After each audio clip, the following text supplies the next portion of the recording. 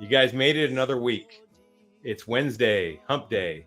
Hopefully you guys stayed true to your goals and you stayed on that diet really well. If you didn't, jump back up on that horse and ride on like no one saw you fall off. So today we got a special panel. We got all kinds of carnivores coming in here. I'm going to bring them in and start introducing them. I'll let them introduce themselves. So please bring these guys in and we're going to go around the table and let them introduce themselves. We're going to be talking about Christmas and New Year's resolutions or plans, whatever you guys have. So let's bring these guys in. All right. We got an international group here. We got Chad, you can start, and then we'll work clockwise from there. So go to DC after you. Go ahead, Chad. Introduce yourself, please. Yeah, my name's Chad Dahlquist. I'm in Phoenix these days, 60 years old, and been doing carnivore now for 4 years, 5 years if you include basically the keto before that. And I think like all of us would say, man, it's just life-changing. You just can't say much more about it, but that's the quick. Yeah. Go ahead, DC. I'm DC, 50 years old, in Brisbane, Australia. Stage 4 follicular lymphoma, blood cancer twice. 9 years remission now. 1 year on strict carnivore. And that's me. All right, Paul. Or no, we'll go to Pete next. Pete. Hey, I'm Pete. I'm also from Brisbane. Hey, DC. I'm 48, carnivore for 7 months, ex-fat guy, and depression, anxiety, alcoholism cured. That's me. And Paul, our UK representative. How you doing, brother? I'm good, man. Thank you again for having us on. My name is Paul, as he's just said.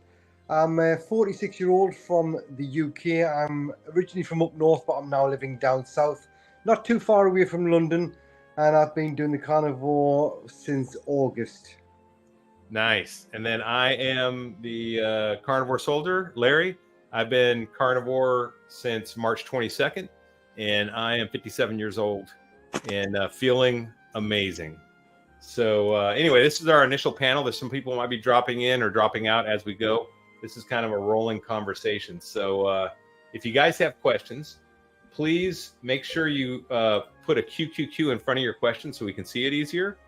And you might notice that we have Healing for Humanity banners up. That's the carnivore documentary that I'm fully behind and supporting and have submitted some videos on. If you haven't seen Carrie at Homestead House videos on that, go check it out. It's going to be amazing. There's a lot of documentaries. As many of you guys know, I do movie documentary reviews from a carnivore standpoint on my channel as one of the playlists I have.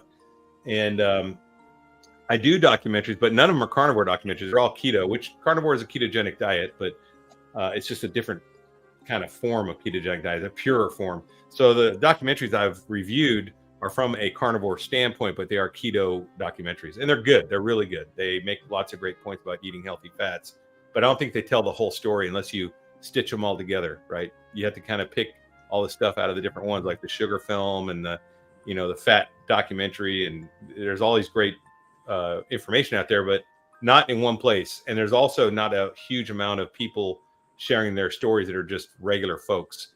A lot of experts talking. I think this is going to be different because it's the regular folks. You had something to add there, DC? Yeah, I was just going to say, you really have to pick the gems out of the mine. There's a lot of information out there, and some of it is more relevant to us. There are little gems in every bit of information that you just need to be able to pick that out and go with it. Yeah.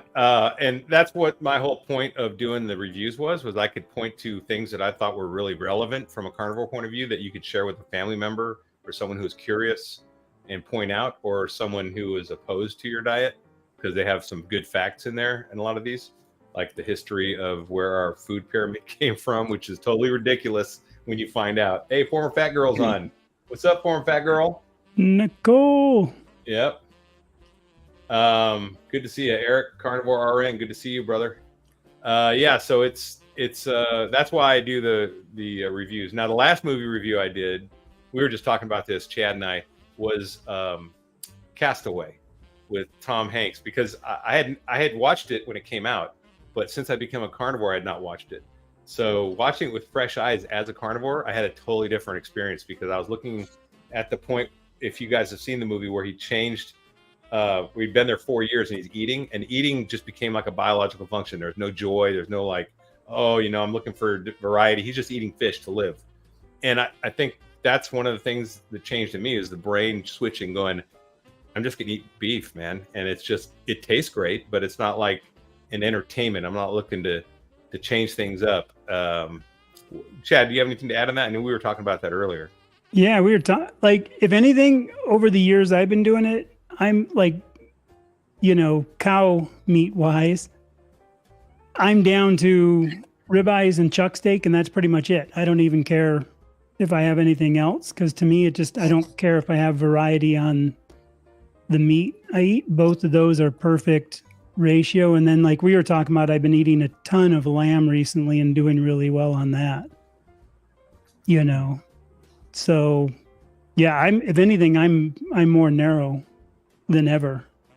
Just salt, smoked salt, and 2 cuts of meat. Once in a while I'll have some ribs or something if they're on sale, but I don't really, but I love it, man, every day. Like I love it every day. So it's not like I'm tired of it or like, oh, I got to eat this. I mean, but it is funny when you get the good fatty meats. I'm sure all you guys would be the same way. You know what I mean? To me, I just don't like New Yorks. They're too lean. To me, tri-tip is just too lean. It just doesn't have the flavor that the ribeyes or chuck do. Yeah. I used to love filet mignon. I can't even imagine eating one now. That's just like Me too. That was everything. I'd always get filet. And then now, no way. What about you, DC? What do you like to eat daily? And do you vary your diet much? No, I don't vary it in the way I eat. Mostly, I only vary the size of my portions every now and then, depending on what my activity levels. But before, when I was younger, like, I always went to the leanest cuts of meat. But now I only stick to the fattiest parts, or the fattiest cuts, because that's where we get most of our nutrients from. Yeah. And that's what it's all about. Your body doesn't crave calories. It doesn't crave, taste. It craves nutrients, So to me, it's the fats are the fats are the first thing to look for. Then everything else follows. Then the proteins, and that's it for me. Yeah, I think that's evident. Like when you get to the point where you're not hungry, food doesn't sound appealing, and that's the thing that changed in me. That food always sounded appealing to me when I was on the standard American diet. Always, anytime I would, And once I got on this diet, if I'm thinking, I don't really want to eat a steak right now, well, that probably means I shouldn't be eating right now. It probably means I should wait till that sounds good, or a burger. That's the way a switch in my mind. Paul, can you share what you eat on a daily basis, and if you vary it much? Yeah, like I said, I'm quite new to carnivore. Like August, it's not that long, and I have messed up a few times. I've mentioned this in a video myself. I've caved in a couple of times. It was like a birthday at work, and I had a bit of chocolate, and a couple of other occasions I've messed up. And to be honest with you, the cravings I've getting because of messing up is immense. Like, it's hard to explain how bad it is. Like, and I never really had much of a sweet tooth before carnivore either. So that's like a massive learning curve to me, and it's quite frightening actually. But as for like the general food, what I've been eating, I have bacon and eggs almost every day. Never ever get tired of it.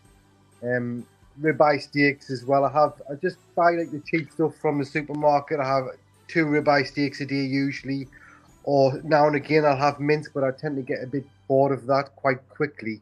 So, but the ribeye steaks, plenty of salt on, cooked in butter, love them. Like, that's another thing I would never ever get bored of having. So yeah, I haven't, like I say, I haven't been 100%. I haven't been perfect, and I don't really beat myself up about it. But I am planning on like trying to be a bit stricter. Like as of January, I'm going to do a month on the lion diet with another UK carnivore, Lauren. She's going to do it at the same time as me. So that's something that I'm really looking forward to doing. And hopefully from that moment on, that'll kickstart it even better for us. But yeah, that's pretty much all. I have had other stuff. I've obviously had chicken. I've had sausages, which aren't always great. Black pudding over here, which I think you used called blood sausage. I've had that quite a bit, and I do like liver as well. So I've mixed it up with a few different meats, but overall, I'd say 90% of the time it's ribeye steaks. All right. I have to step away for a minute to let my dog out. It appears to be an emergency because I'm solo and he's crying by the door. So, Pete, would you go ahead and talk about what you eat? And you've been a carnivore for about as long as I have. April, a little right after. So go ahead and tell us what you eat and what you think. I'll be right back. Yeah, no worries. Well, yeah, at first it was pretty broad. It was eggs, chicken, pork, beef. But over the last 2 months, it hasn't been a conscious thing, but I'm really just on the beef now. And like Chad, the occasional lamb. I just sort of lean towards what makes me feel great. And beef and lamb, the standard sort of ruminants, really do it for me. Nice fatty beef, mainly just, I'm not picky, so it's mainly just rump. I cook in an air fryer. I occasionally smoke outside on my barbecue, but twice a day, probably around a kilogram, whatever that converts to in pounds, around a kilogram of beef. And I'm happy with that. That's and some water, an occasional coffee, which I'm still trying to kick a little bit. Do you have ground beef much? No, I'm not. I did at one point, but no. Again, I just sort of lean towards what I like, and I'm really super attracted to steak, and the occasional lamb chop. Certainly not adverse to it. I see people having the beef balls with the scrambled eggs, and it looks great. So maybe I'll have a treat. For me, also the simplification of the diet is huge because I'm single. I don't, when my son's here, I'll make things like meatballs and stuff, but a little bit of variety for him, making some shrimp, I'll make him some fish, he's a younger kid, so he's 14. For me, I don't need that. And I don't need the variety. In fact, I'll make him shrimp and still make myself ground beef a lot of times. So, I agree. I think that the simplification of your diet and, minimalist carnivore, he's all about simplifying everything. And that's what this is the ultimate simplification of life for me, is eating this way. I ran into the supermarket yesterday and grabbed 2 trays of beef straight out. How easy is that? Yeah, it's pretty awesome. Do you guys eat off the cutting board a lot? Because that's what I do too. So by the time I cut it up, I'm just like, why dirty a plate and just eat off the board? So you end up cleaning a knife and whatever. Like I cook outside on a grill, but it's like I clean my knife and a cutting board. I don't even use my dishwasher anymore. I rarely use my dishwasher. Like Thanksgiving. I did buy a cutting board to do that very thing, because it just looked good as well, I think, you know what I mean? But I need to buy one with the ridge in it, because obviously all the juice is just coming out all over the table. Yeah, you need a moat. You need a moat around it. Yeah, that's what I've got. Here's one question for each of you guys. I still do it, like when I eat a ribeye, I definitely save the best parts of the cap. Like when I eat a chuck, I put out what my wife, we joke about it, it's my dessert bites. I put out the fattiest, best looking chunks, and I save like 4 or 5 bites for like my dessert bites that I know are going to be the best bites. Do you guys ever do that? No, I go from left to right on my plate. I'm just a military guy. Okay. So.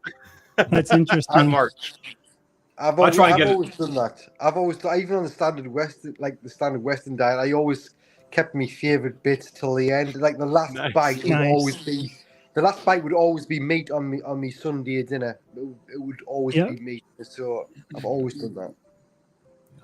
Good I like deal. the fat though. Like even if just for a snack, if I just dice up some beef fat and just fry it, that's a great snack. Just by itself. Oh yeah. 100%. I get fat trimmings from the butcher at the grocery store, 50 cents a pound, and I dice them up and put them in the freezer, and I dump them in an air fryer and fry them up. And you can put them on top of steaks for like crumbles. I mean, it's really good. Yeah, that's great. Did you have something you wanted to add, Pete? I think you did. Oh, no. Off my plate, I try and measure. So I have equal amounts of protein and fat in each bite. So I'll cut a little bit of fat, a little bit of protein, and that's my way of doing it. That's cool. I just march across the steak pretty much left to right. Now, I might take a little, like if the tip is really crispy on the other end, I might just pop that off and start with that and then go across, because that's such a good deal. So we have a question from Holly Ruth. Have any of you done the lion for a while? I did lion for 1 month when I hit a stall from 280 to 250. I went 30 pounds down and I stalled out. My body was still changing, but I thought, you know what? I think dairy is causing me to stall.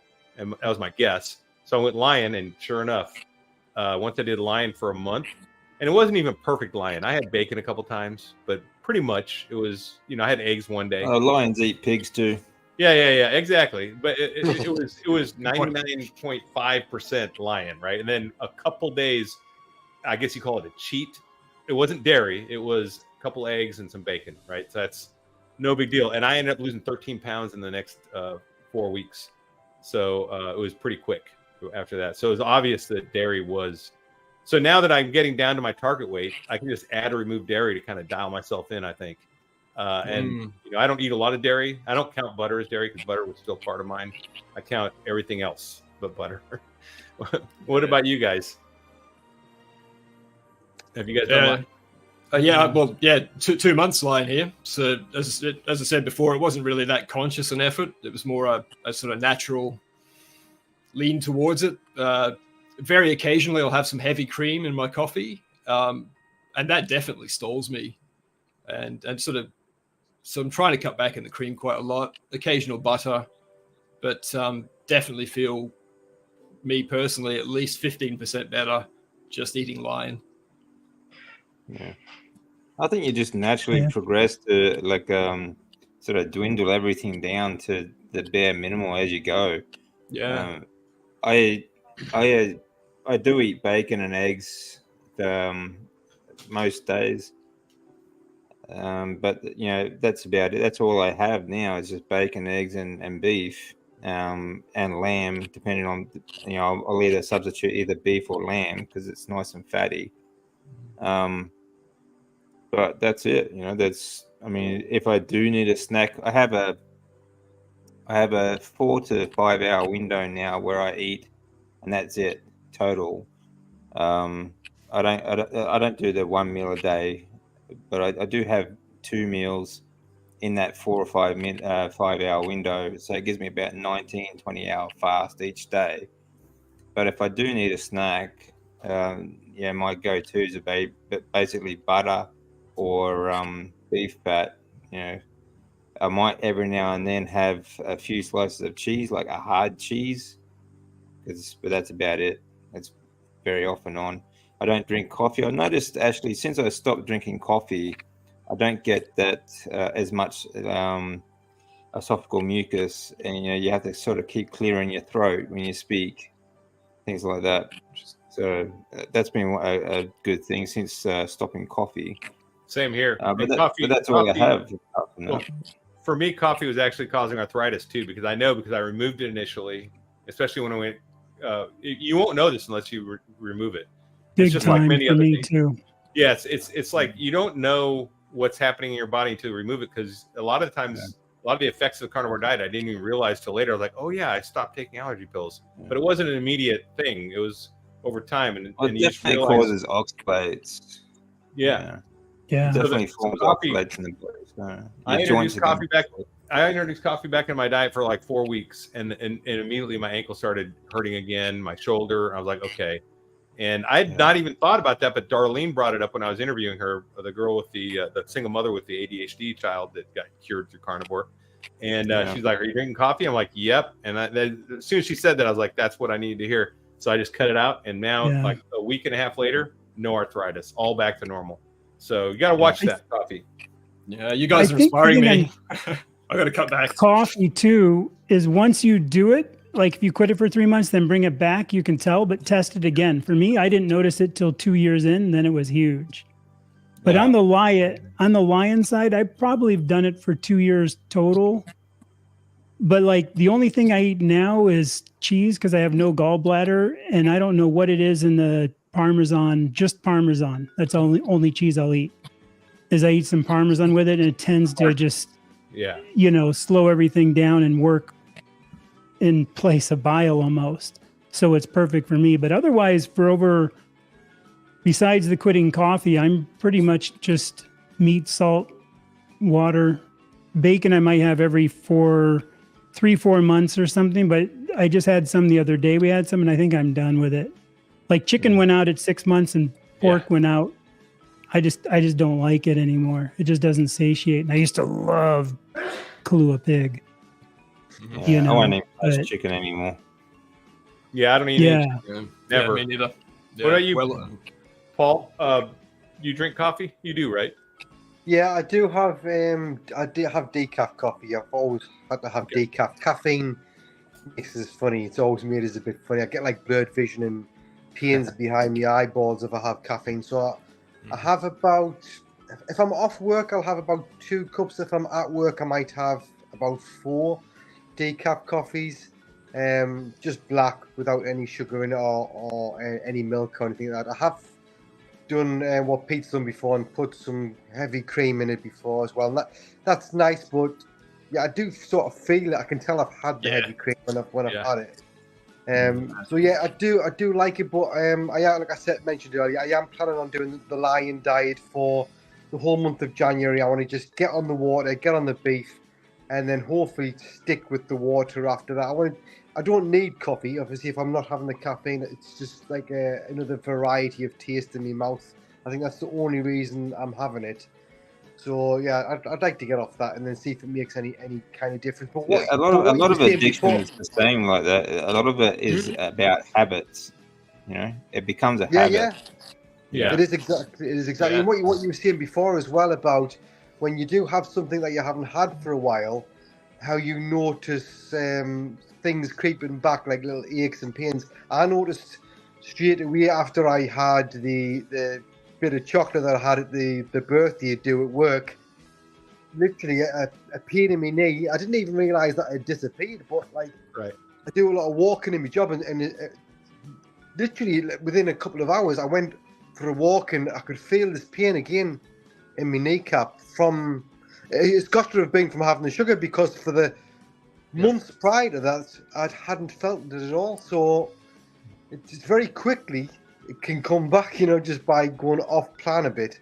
Well, that's what happened to me with the coffee. So I had been running sprints, right? Because I've told you guys I'm starting to run sprints, and I thought, well, I just pushed myself too hard and I pulled my ankle or something. That's what I thought, because it did start hurting after I ran the sprints. I'm like, well, it's just me because I wasn't being careful. I should have listened to my body when I felt it kind of feel a little off when I was running. I thought, oh yeah, it's just that I pushed it too hard. But now I can go out and sprint and it doesn't hurt. So obviously it was the coffee. It really was. That was 100%. And that was just realization. So we got another question in from Carnivore Christina. She's only 20 days into this and says, do all carbs need to be eliminated for anxiety? I just found out I can drink raw milk after 27 years of thinking lactose intolerant. So now I drink a couple glasses a day. Who wants to take this one to start with? Yeah, I'll take that. Okay, raw milk you're going to find is much better for you than the processed crap that you buy in a supermarket.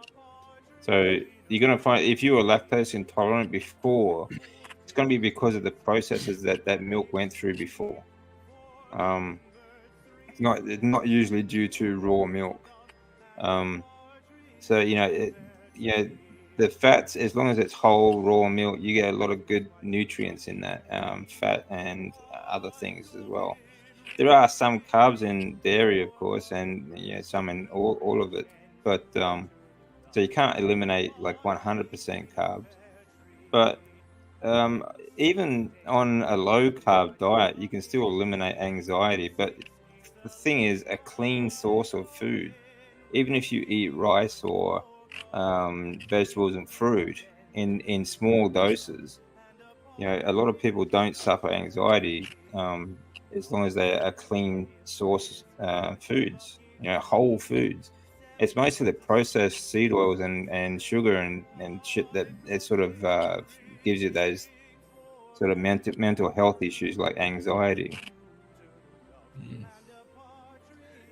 Yeah, I would say that if you're just starting out 20 days in, you're not even partially adjusted to carnivore. You were just starting down the path, and the best path for success is to cut out, don't add things to your diet that you're not normally doing. So I would cut that out until you've got maybe 60 to 90 days under your belt. That's what I would say. And then introduce it, especially for anxiety, because yes, I know people that had to cut dairy out because of anxiety issues. I cut it out because I hit plateaus in my weight loss. So I know that happens. Anyone else have anything to add on that? I would just agree with you in the sense that to start off with, especially for the first 30 to 60 days, use the carnivore diet as a proper elimination diet. Get rid of as much as you can, and then you'll know if it's getting better or not, and then you can gradually add the little bits like you've said. You could add a bit more dairy, or like some people even add a bit of spices if the body feels okay with that, just to make certain foods. Like if you're having, for me, ground mince is terrible. Like having it on its own is very, very bland. So having a bit of spices, if it doesn't affect you and it doesn't change your anxiety or anything else like that, then just go with it. That's all I would suggest. I'll throw in my 2 cents. First off, I'd say, where are you coming from? Are you trying to lose weight, gain weight, or are you coming in trying to cure just your anxiety and your weight's not an issue? So I think that's a big part of it. Like, where and why are you coming into this carnivore?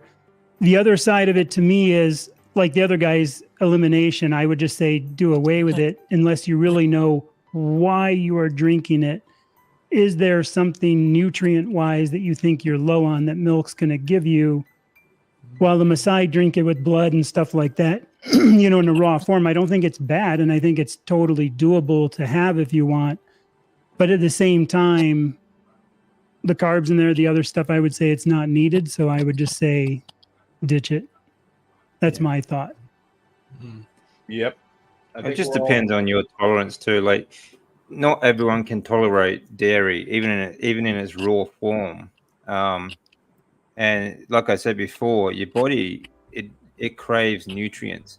So you want to eat the most nutrient dense food possible, and especially if you're just starting, you want to get the most nutrients you can, because until you get fat adapted, because it does take time to adjust. And if you're coming from a standard Western style diet, you're going to go through these withdrawals because of the addiction to the seed oils, the sugar, and everything else that's in these processed foods. So it's going to take some time. So especially in that time, you need to satisfy that nutrient intake. So a really high fat, I would start with a really high fat intake.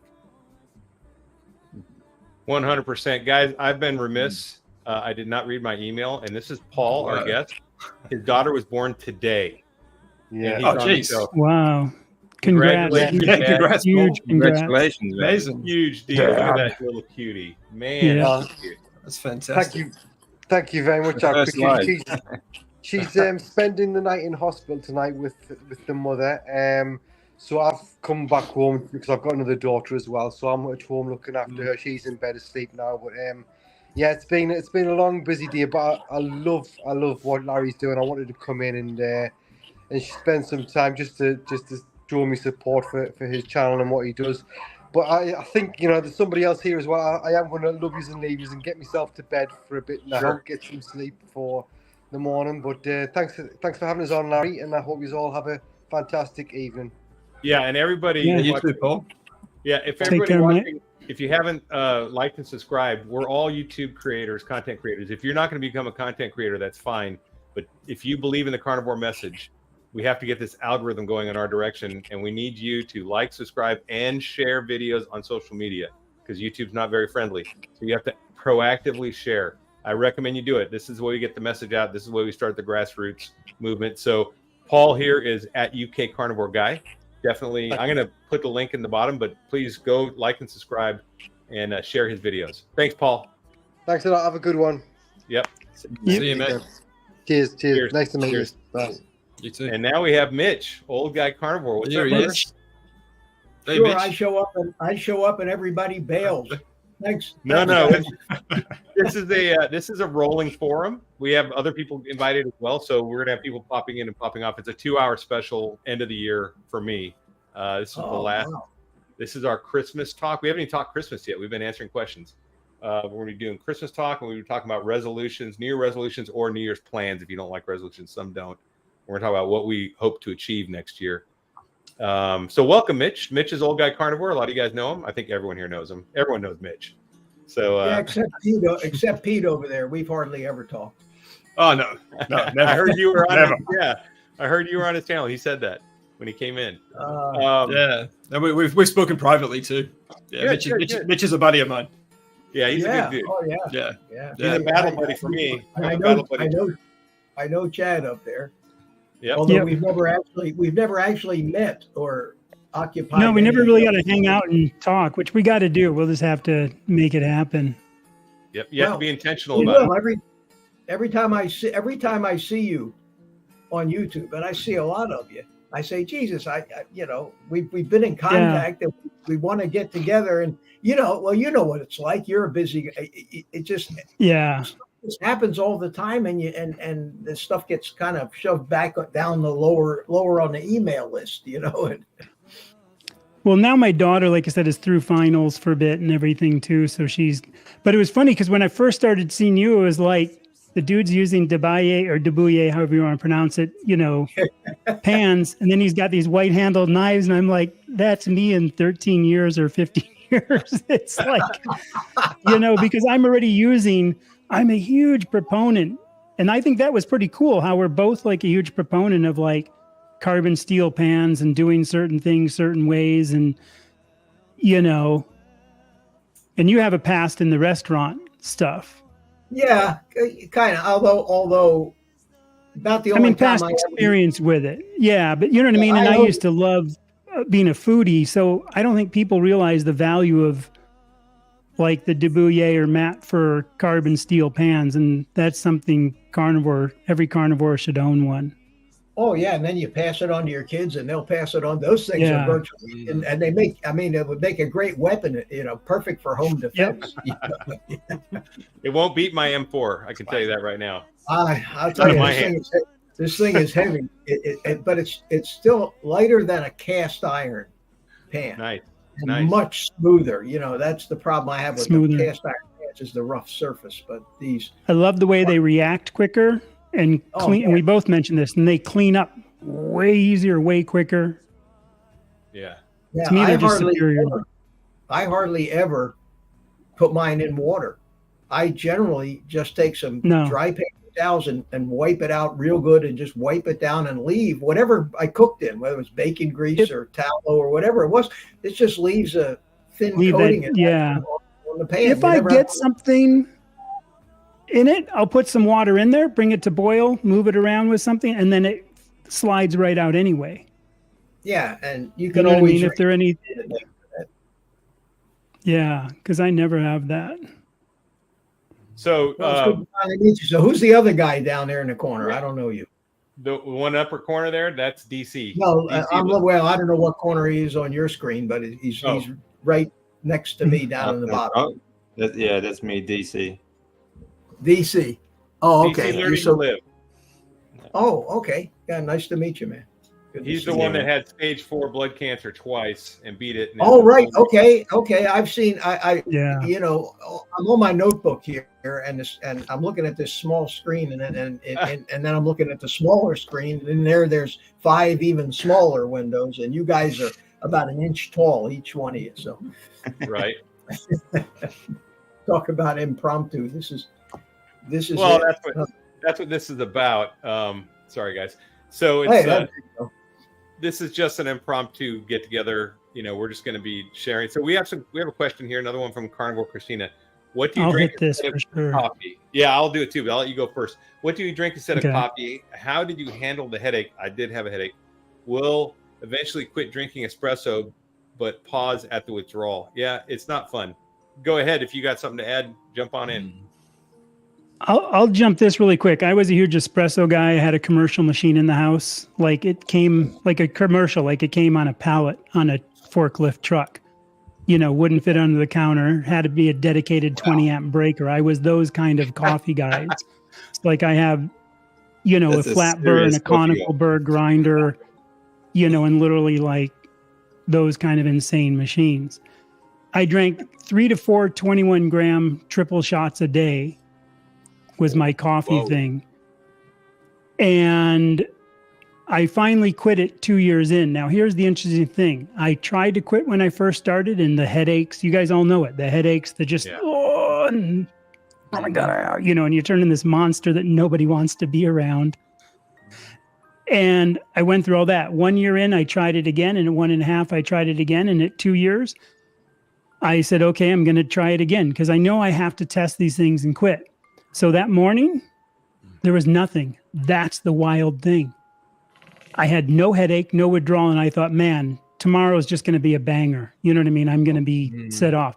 Tomorrow came, nothing again. There was no wanting. There was no withdrawal. There was no headache, no anything. Now, I don't think that's the norm because most people, and I could have forced myself to quit, but I bought into the, well, it's not hurting me, so I might as well keep drinking it line of, you know, kind of like when I quit weighing myself at 275 pounds, knowing that I'll never hit 300 because I never see it on the scale. So it was that kind of lie. I was lying to myself. So I think for me, the headache, when I knew I guess when my body knew I had to quit and got healed so well on carnivore after 2 years of carnivore, I had no headaches, no withdrawals, no nothing. And I just quit. And about 6 months later, I tested it just to see what would happen. And I had basically, and I could just feel it hit my gut, this weird jittery, and I didn't feel good. The next day, I could only get through half the espresso and it was just garbage. And the next day I had 2 sips and I knew I was done. And then about 1 year later, I tried a couple like cold brew coffee because my wife drinks it and just annihilated me. So I always test things like every 6 months or a year. But after quitting, I was done. So the first few times I had massive headaches, but I think once I was healed enough, which was bizarre. And you guys can relate to that if you've drank coffee and quit. I had no headaches, no withdrawals. I've never even cared. And I have no desire, after also being that hardcore of a coffee nerd, espresso guy kind of thing. So I noticed, like Larry, like huge gains when I quit. I started sleeping way better. I even felt better, which at 2 years in, I never thought was even possible. I just never thought I would feel that much more mental clarity. So that's my story. I'm huge on saying stop coffee for at least 3 months. 3 months is about the time it takes to break a habit. I'm big on habits. Break that habit for 3 months, then bring it back in and see what happens. And even if you feel okay and it didn't do anything, I'm going to say this. Try it again in 6 months or a year and keep trying it throughout your whole carnivore journey over the years, because I bet eventually it's going to hit you and you're going to realize, yeah, it's a negative. That's great advice. I'm fearful of stopping because of the withdrawals. It didn't last though. I mean, for me, it didn't. When I quit coffee, I had the headaches, but it only lasted 2 days, and you know, like 2 days of headaches, you know, you can get through that. It's not that big. The one time when I stopped, I had headaches severe for over a month. I'd stopped for 3 months and I still had severe headaches after a month. Wow. But I was drinking so much, I was pretty much as, you know, espresso blood. So my analogy too, and you guys. You're right. Go ahead. I was going to say, even before I quit coffee, I was only drinking 1 in the morning, 1 a day. So, So when I quit, I had 2 days with the headaches, and after that, I felt fine. I didn't have any. I was, for about a week, I would think, oh, I wouldn't mind having a cup of coffee. I had to sort of fight myself, you know, to get that inner voice that says, you know, let's have a cup of coffee. Let's have a cup of coffee. Yeah, I had to keep telling you know, to shut up. But apart from that, I was good after that. I think this would be one good point just to go ahead. I was going to say, I guess I shouldn't go get a cup of coffee now because you guys will all hate me. There you go. Yeah. No, What you got to do is get your I, cigar and a cup of coffee and just really watch Well, people. I mean, you know what? When they say rank has its privileges, well, for me, I say age has its privileges.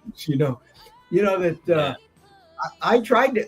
I've been, I would say a heavy coffee drinker all my life. I always drank at least 4 cups a day, if not more. Especially when I had the restaurant, you're always grabbing coffee when you're working and you have a business. You're always grabbing coffee. But I tried cutting it out.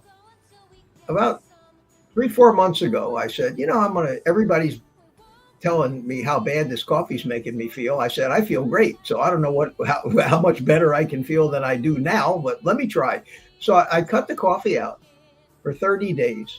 I didn't get the first headache. I didn't feel sleepy. I didn't feel any difference.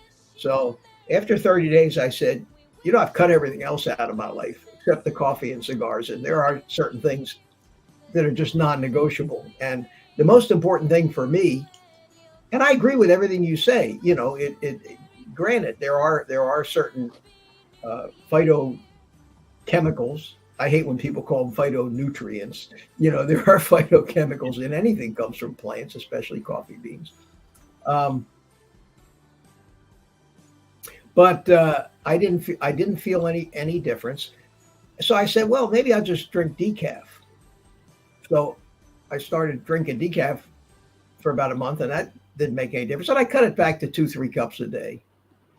And then I had a whole ton of regular coffee sitting around. So I said, well, let me just drink this stuff up. And I started drinking 2 cups of caffeinated coffee in the morning and didn't feel not the slightest difference. So that's what I do now. I drink a couple cups first thing in the morning.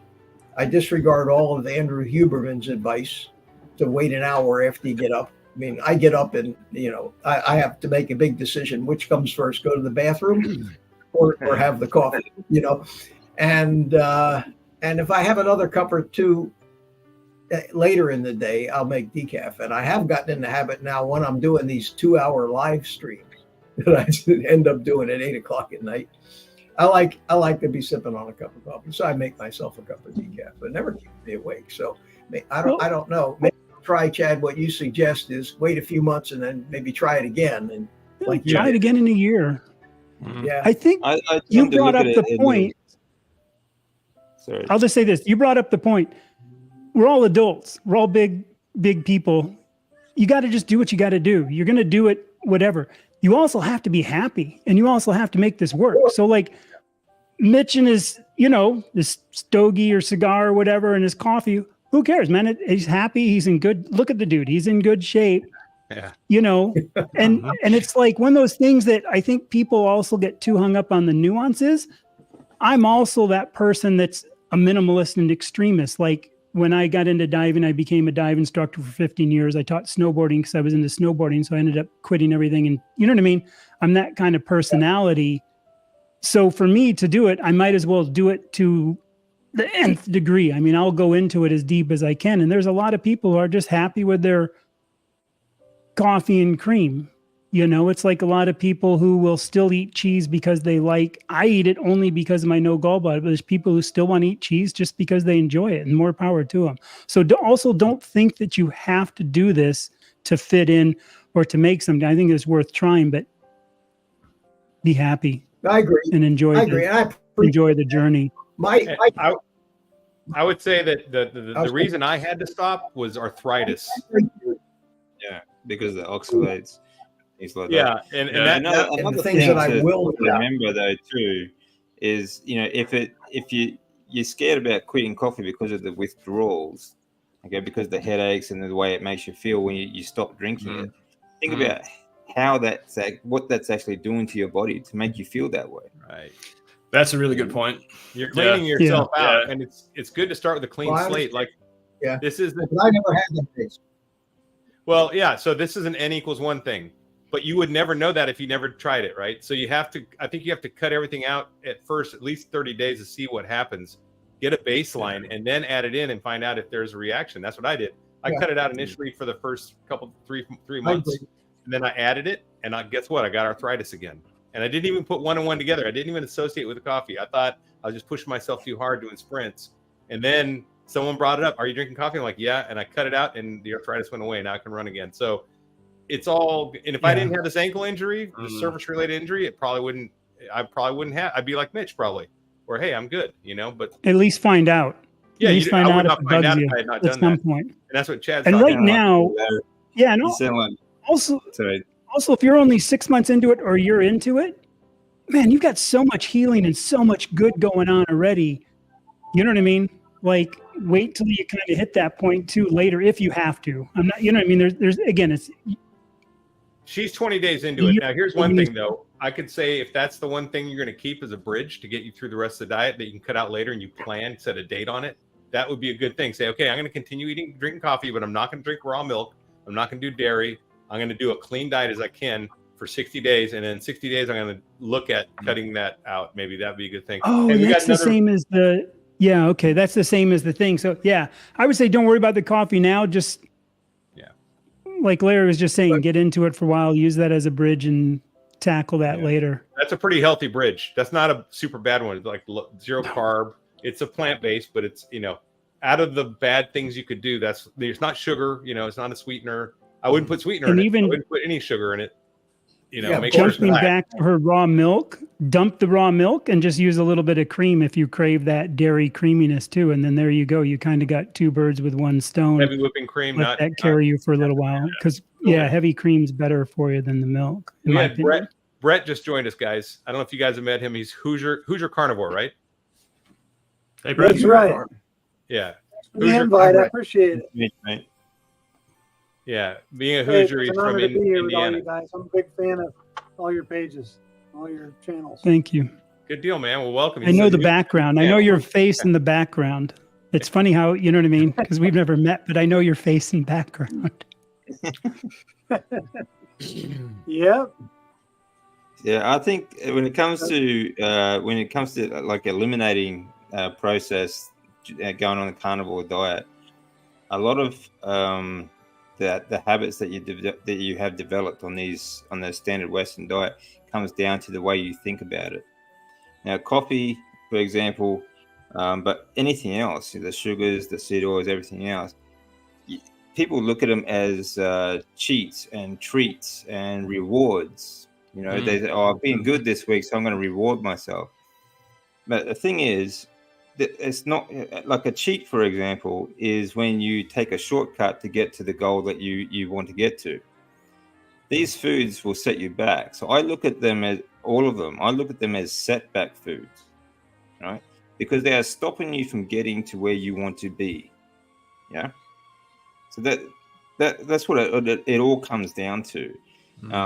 If you keep thinking about these things, these are nice treats, I've been good, and this month I ate strict carnivore, so I'm going to have a some ice cream or whatever.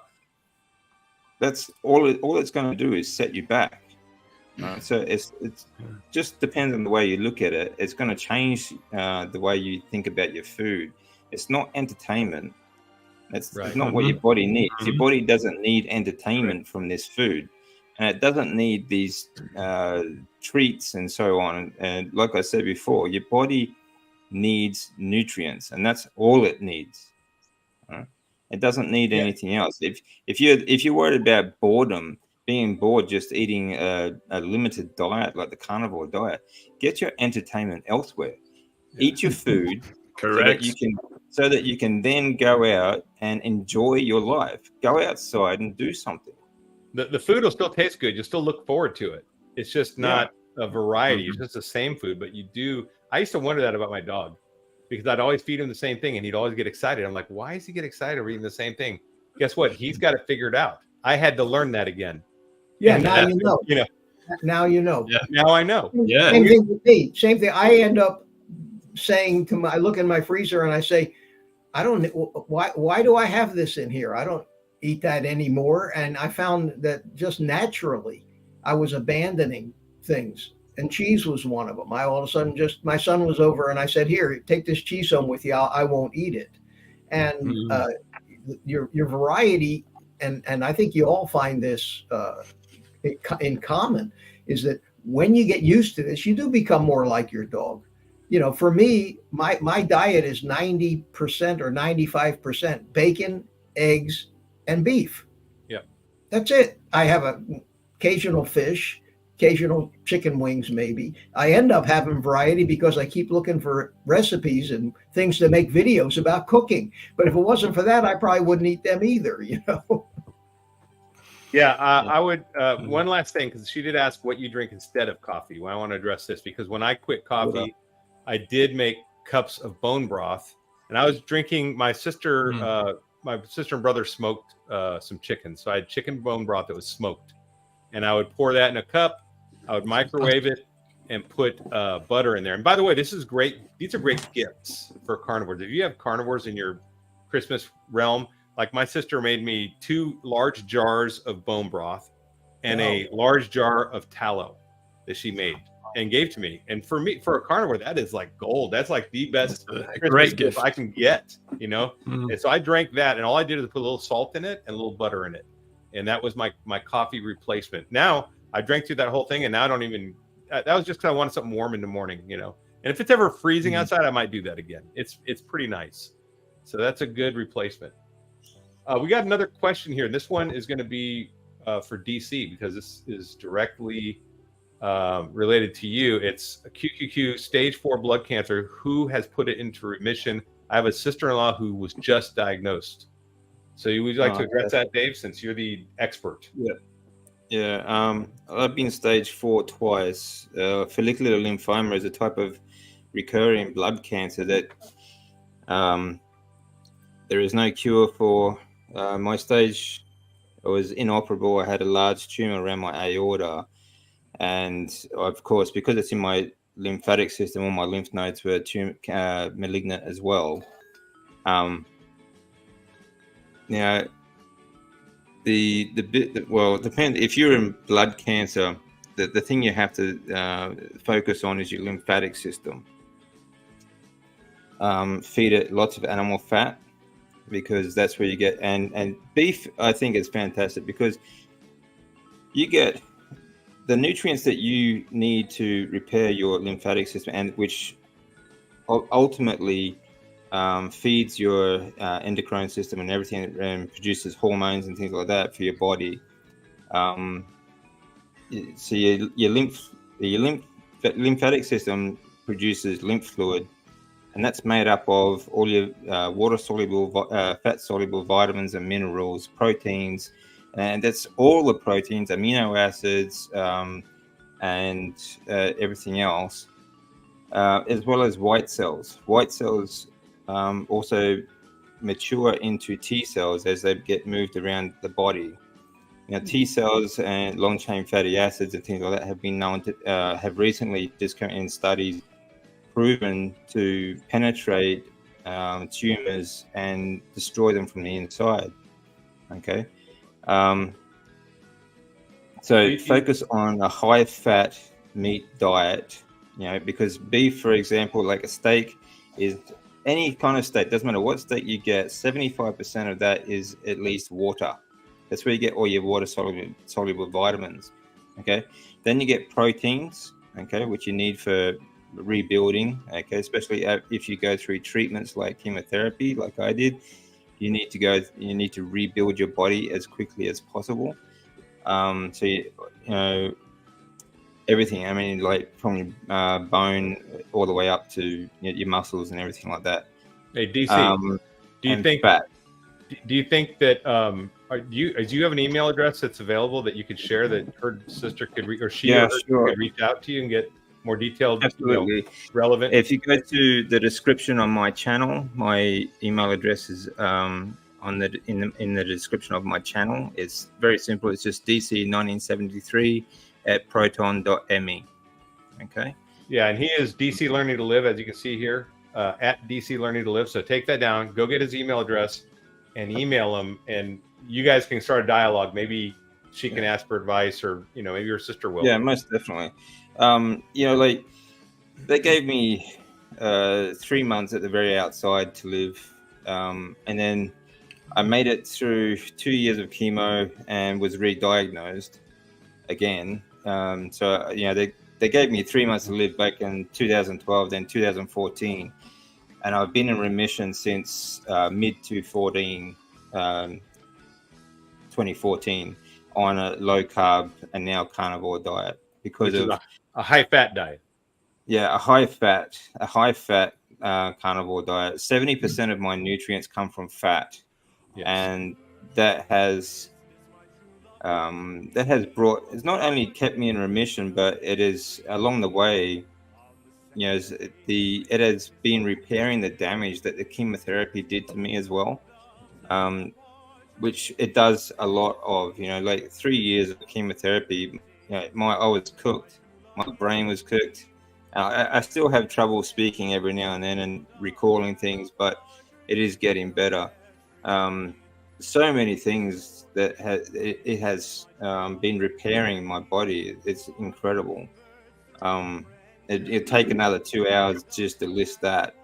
So yeah, send me an email if you want more information, or check out my channel, and you know, I'm more than willing to answer any questions that you might have.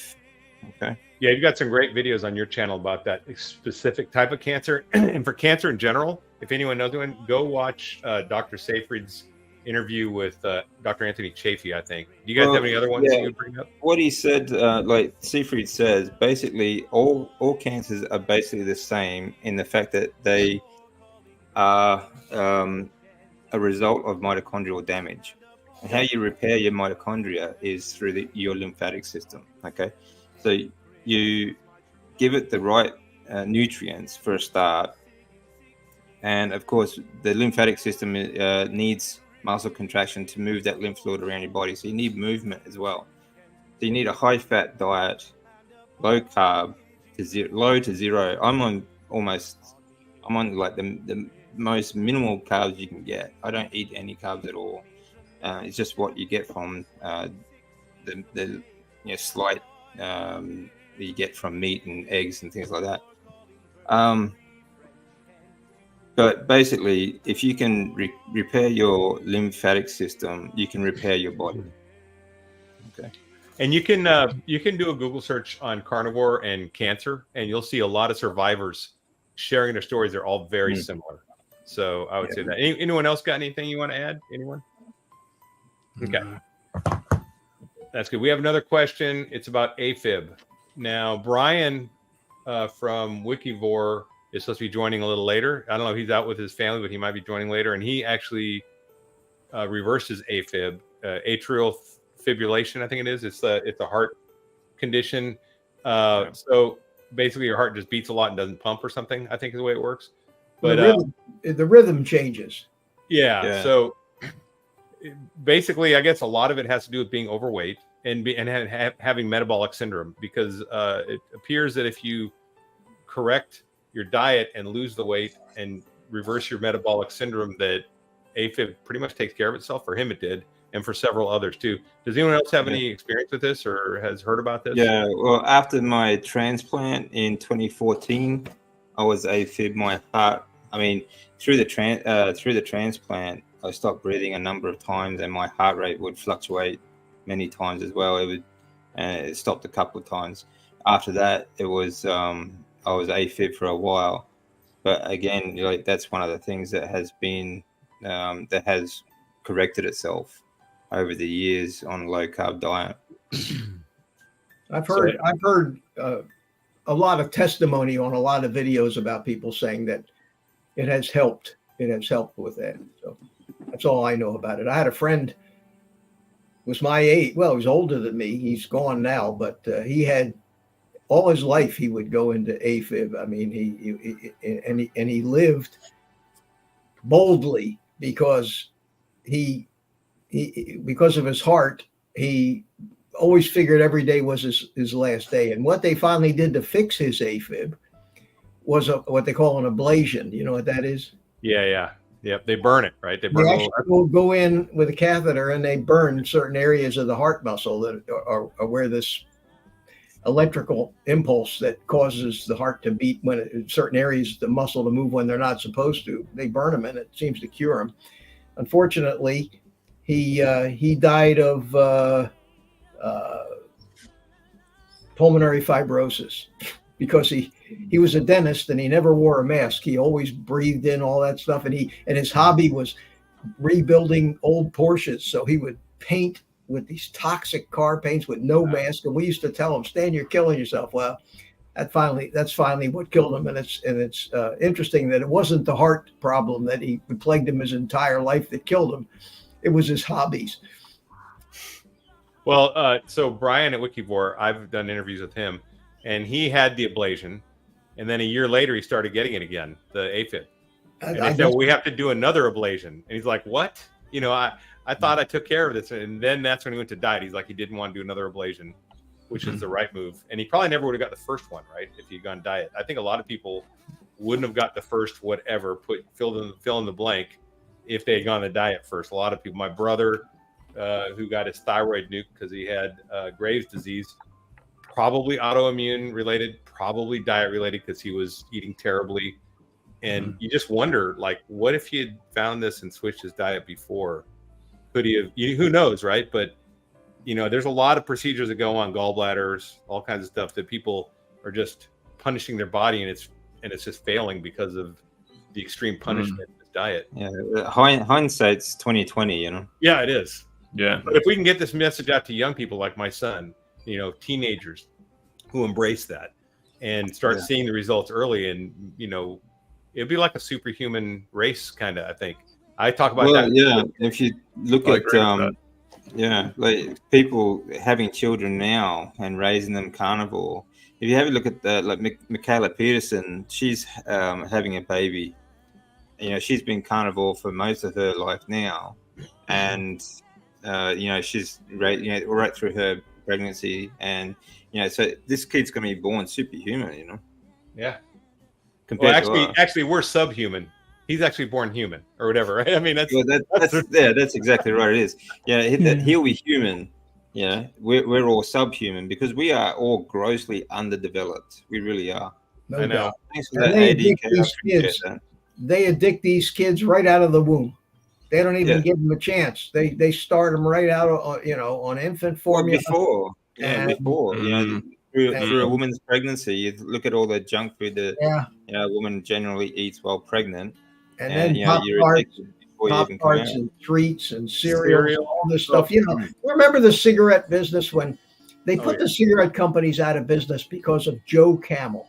Because that was one step too far. They considered that marketing to children, and that was the final straw. And that's when all the hoorah. Well, they've been doing that with kids, the food. Tony the Tiger and marketing this crap to children ever since I was a kid, and nobody says anything about that. So how do you stop that? ADK subscribed to your channel, DC, has blood cancer and has an acute case of rheumatoid arthritis. Now on carnivore 3 months, just having minimal symptoms. Great. I recommend you do reach out to DC on his email and just meet up with him. I mean, because listen, he's done this thing. He knows how it works on his body. Everyone's body's different, but he can give some sound advice, carnivore-wise, I think, of how to deal with your cancer to get optimal results, probably from the treatments you get. So I do that. All right. So let's see. Oh, Meatfield Living has arthritis is an issue caused by inflammation, and if you're on the proper human diet, I'm not surprised that she's already seeing results. Yeah. I have SVT. I don't know what SVT is. Do you guys? SVT. And anyway, they offered me an ablation. I was too scared to do it. About 3 weeks into carnivore, I noticed I wasn't having episodes anymore. So it must be a heart issue. I haven't had a one. That's fantastic. That's good. So good to know. Meat Fueled Living. Katerina. Okay. We got another one here. Oops, different one. Hey, ADK, I have acute symptomatic rheumatoid surgery several times. Okay. She's just sharing it. So this is good. They're all, and it's not AU, that's Australia, right? So, or is it OZ? It's both, right? It's AU or OZ? Australia. Yeah, gotcha. All right. So let's go into some questions I have. Let's talk about Christmas plans. What do you guys have planned for Christmas? Christmas Eve. Ribeye. Yeah. Well, I'm gonna. I normally eat rump, so I'll go ribeye for Christmas. A little bit more special. Yeah. I'm having chuck steak. All right. How you preparing the chuck steak? I think I'll just do it straight in the pan. Actually, I like cooking it in bacon grease. Leftover bacon grease from breakfast. So I'll just cook this straight up like that. I like It's a normal searing day for me. steak and bacon grease. That's good. I do enjoy that because it's got a little of that smoke flavor. I get smoked bacon, so I get a little of that on that. Yeah. I've got 4 chucks. I've got 4 chucks in the sous vide right now. All right. Are you doing sous vide chucks? And I'll probably. Well, I don't know. I have a little bit of that, and I'll have lamb. So I'm gonna mostly have lamb and some, because then I'll just have some chuck kind of along with the other stuff. Like I had half lamb, half chuck today.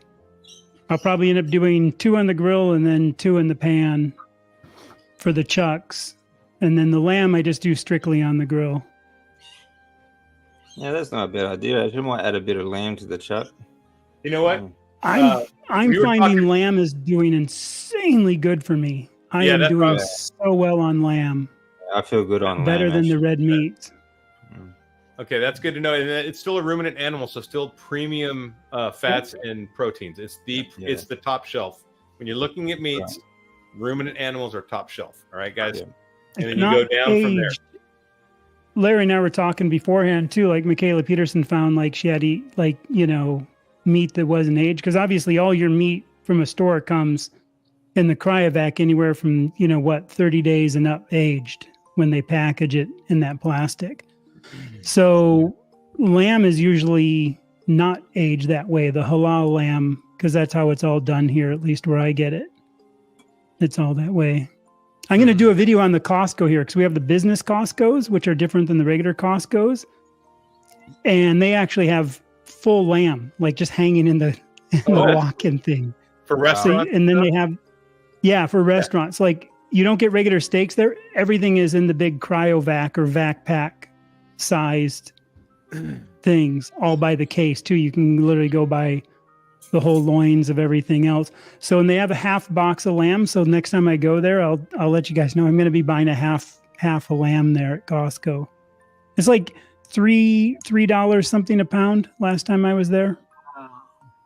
Wow, that's So it's not cheap. too bad. That's good. Yeah. Mhm. Wow. Yeah. It might be more now because I haven't been down there in a while, but So yeah, for me, lamb's just killing it over beef. Carnivore Nation. Next lamb Rob's chops checking for in. dinner tonight. Rob's checking in from the UK. It's late there. Yeah, I'd say. Good night, Carnivore Nation. Good night, Rob. Rob's Yep. a great guy. Good night, man. Army You vet. jumped on for a little bit there, yeah. Yeah, he's an Army vet that I interviewed for Mission Carnivore. Treated his PTSD and anxiety and depression with carnivore diet very successfully. Okay, who else has Christmas plans they want to share? What else are you eating? Who's eating what? Go ahead. Well, on Christmas Eve, we're having crab legs. One of our fresh time markets put crab legs on sale for like $7.99 a pound a couple months ago, and we stocked up, and we have enough left for one more meal. So we're going to do that on Christmas Eve, and then I'm going to smoke a prime rib on Christmas Day. Oh, nice. That So sounds it's yummy. gonna be a couple really Prime good ribs days. sounds good. And I'm with not our, sure about the crab legs though. Crab legs seem like a lot of work for a very little reward. Oh, but they're Yeah. so good, though. Oh, I yeah, love them. they're so good. And If next they I were made you salmon if patties. they were the size of a cow's leg, I wouldn't mind. Well, you get king crab's legs, man. Now that's something, but they cost that aren't that you talk about expensive. Those things are ridiculous, but they're so good. This is the Next I time made to you bring up, salmon patties the other night. They were excellent. Larry, that the thing we were talking about with Tom Hanks looking at the crab legs, Yeah. just Yeah. like I ate seafood. Again, if Right. you guys don't know, some of you might not know this. I taught scuba. I lived on the island. So 15 years of my life, I fished pretty much every day. That's all I ate is fish, fresh fish. Like I could just walk out in front of my house and go shoot fish in the islands. Nice. And even when I lived in the Caribbean, all I did is eat fish. And so to me, like I don't like lobster because we used to have it every stinking day. We would have lobster and crabs and fish, and I just can't stand this stuff. I still like fish. I like salmon because it's different. But I mean, I still like it, but I don't like it. Does that make sense? You know what I mean? Yeah. Oh, Like it's just you get so bored of it. Like, but I really don't even like crab or lobster or any of the crustacean things because to me it just became. Really cheap in Japan. You know, the seafood is really cheap over there. Like I did a trip there a few weeks back with my wife, and we went to a market in one of the areas that was hit by the tsunami.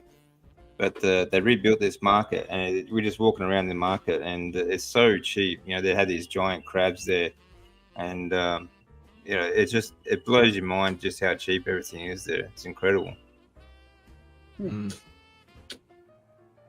Someone wants to give you a like, Mitch. Wants to be one of your followers, Mama Cracker. Hey, how you doing? You know, I had a couple. I noticed in the chat here on StreamYard that a couple people said hello to me, but my chat from my channel is not connected, so I can't. In this particular screen, I can't answer them. So anybody that said hello to me, hello back. I'm not ignoring you. I think wouldn't do that. But thanks for letting me know. What about you, Mitch? You got any plans for Christmas Eve dinner? You know, I'm an old bachelor. The only thing I have, my son lives here near me, and but between his wife's family, we decided years ago that when all of his wife's brothers and sisters and their horde of ridiculous children, I hope they're not listening, show up, I always end up like finding a corner somewhere and sitting and just waiting for it to end. So he makes a special, like, quiet dinner for just his family, my grandkids, and me, where I'm basically the guest of honor, which, you know, I like that better. And then we go out and smoke a cigar after dinner. And so I don't know when that's going to be yet, but it's going to be sometime between now and Christmas. So that's my Christmas plan. And what's your favorite cigar? Oh, I can't tell you a brand because there's so many great cigars, but I tend to like Dominican Maduro wrapped cigars, the darker cigars. And nice. I actually was a partner, owned half of a cigar company for 4 or 5 years, and we had a factory in the Dominican Republic. So had you asked me what my favorite cigar was back then, I would have told you. But now, and I just enjoy them. They have, and my criteria for the things that I do that everybody, I get some comments. I get people yelling at me and shame on me, and how can you say you want to be healthy when you smoke those cigars? You know. And I joke with them. I say, you know, cigars killed my grandfather at 102 years old. Yeah, there you go. Yeah. There's no calories in them. There's no carbs in them. There's nothing that I can see and I don't inhale, so I just puff them. So there's nothing that I am deeply concerned about anything that affects my metabolism and, you know, that biochemistry, you know, mitochondria and all that. That's why I'm healthy.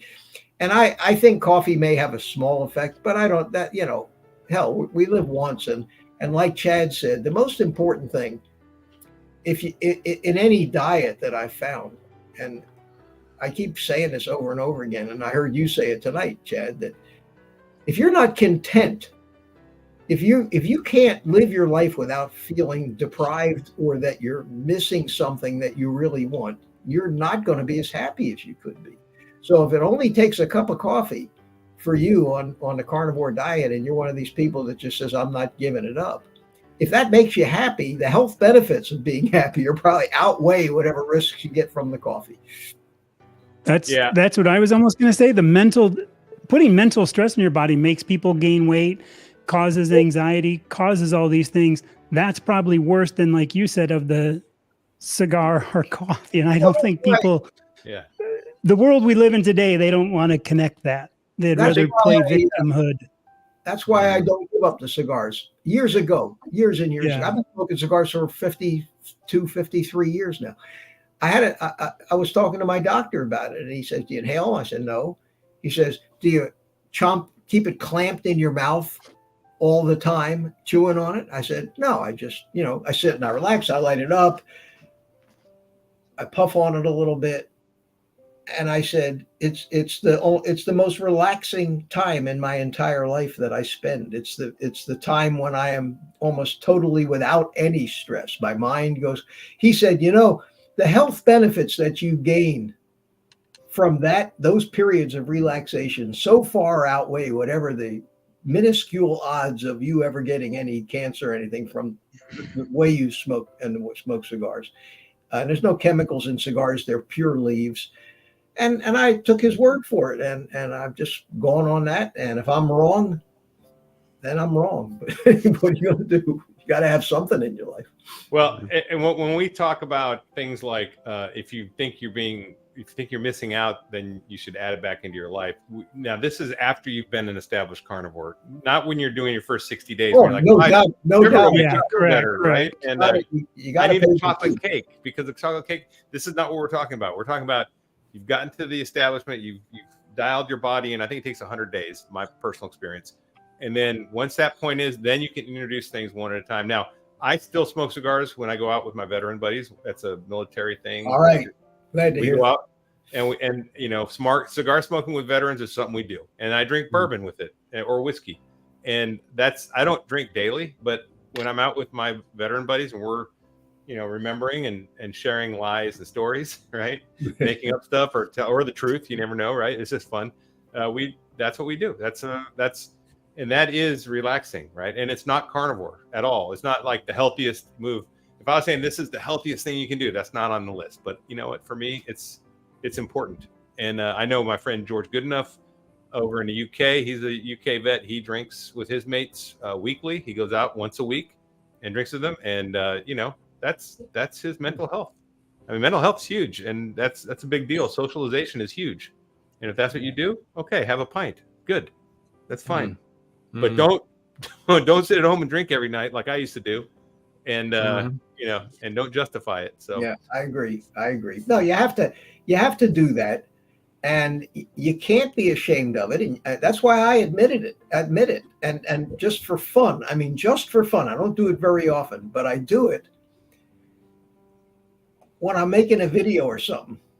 Every once in a while, I'll make the video with the cigar in my hand and just have it right out there in everybody's face, daring them to say anything to me about it. I think also Larry and I were talking earlier about this. It's like, again, we're all adults, man. You're going to do what you're going to do. If you're going to have some ice cream or junk, you're going to have it. So don't try to justify it. I actually hate the word cheating. Like you were even talking about, like with people cheating, it's not a cheat. You had a treat. Even if you have a piece of cake or you want to plan on a piece of cake, just have it. Get over it. If it made you fail, learn from it. Learn that it was bad. I hope you feel bad. Won't do it again. But who cares? You're eating poorly. Like all of us are old enough to go, we ate poorly for, 40, 50, 60 years, some of us. Yeah, we managed so to who live cares through if you have one day of like, oh my God, I had a piece of cake. I'm falling apart. I got to make it. It's like, who cares? You can't do that. I think there's that point too. And as long as it doesn't throw you into a binge. And that was always my problem. Every diet, I was such a carb addict that, I would say, well, I'm just going to have a little bit. And it was over. And then I had a week-long binge. I gained 10 pounds back, and then I got ashamed of myself and went back on it. Why? What a waste of time that was for something that, for a little bit of reward that lasted about a minute and a half, Yeah, it's like I think it's like an alcoholic can't have a drink. No. Right? My dad's an alcoholic. He's a non-practicing alcoholic for over 20 years. You can't have a drink. You just can't. No. And if that's you with sugar, don't eat the cake. No, don't go down that road. Yeah. But if you do, I think sometimes, like, I'm really big on testing foods every once in a while. But every year of this journey, I test foods. Just because I'm curious what happens. Not that I want to start eating again. I'm just really curious what they do to me. And I think sometimes that almost gives you the power, like, yeah, I don't even like this stuff anymore. So I have I always wonder if I'm going to like Mac nuts again. You know what I mean? It takes away all that curiosity of, are you addicted? And if you are addicted, it also gives you that power to go, wow, I am addicted. I have to avoid, you know what I'm saying? If you do mess up or test a food, I think sometimes that can be a real powerful thing. Yeah, like even my definitely. I kid's agree. birthday cake, I have Careful, though. I would I say have 2 careful. bites. Even if you do You got to be slip careful, up, correct? yeah, even if you do slip up It and can be you an experience to have learn. this sort of thing, use it as a lesson. Yeah. You know, Yep. Agreed. you've learned And- how it and like makes Mitch you just feel. said- You've learned you don't want to do it again, and just move on. You know. And How no, strict- like if you cannot touch potato chips or, crisps, as I guess some of you guys call them, you don't touch them. You just flat out, you know what they are. And you would just say, no, I'm not going to touch this. But if Sure, you're 'cause kind you of know you curious can't because see you why. used to like these, you might taste them and go, man, these are kind of nasty nowadays. I'm not, and then there's no doubt. And then there's none of this little mental backside craving when your friends are having them. I I think it you can be have a to powerful thing. dogmatic about it either. A lot of people get really dogmatic about it. How strict do you want to be on the carnivore diet? All comes down to what your goals are, right? But If you want to be strict on it, then go ahead. Go all in. I mean, I am for health issues, and for different goals that I have. But that doesn't mean that everyone has to be. It doesn't mean that you have to only eat this. I would prefer people did stick to the carnivore diet, but I'm not going to force anyone. I'm going to tell anyone like you're no longer carnivore because you ate some crisp or you had some cake or anything. I mean, for God's sake, just it's your life too. We're all, like you said, we're all grown ups and we all take responsibility for the way we eat and the way we feel. So I had how strict you want to be depends on what your goals are. I had a comment one time because I mentioned how twice a year I'll have 2 bites of my kid's birthday cake when they have cake.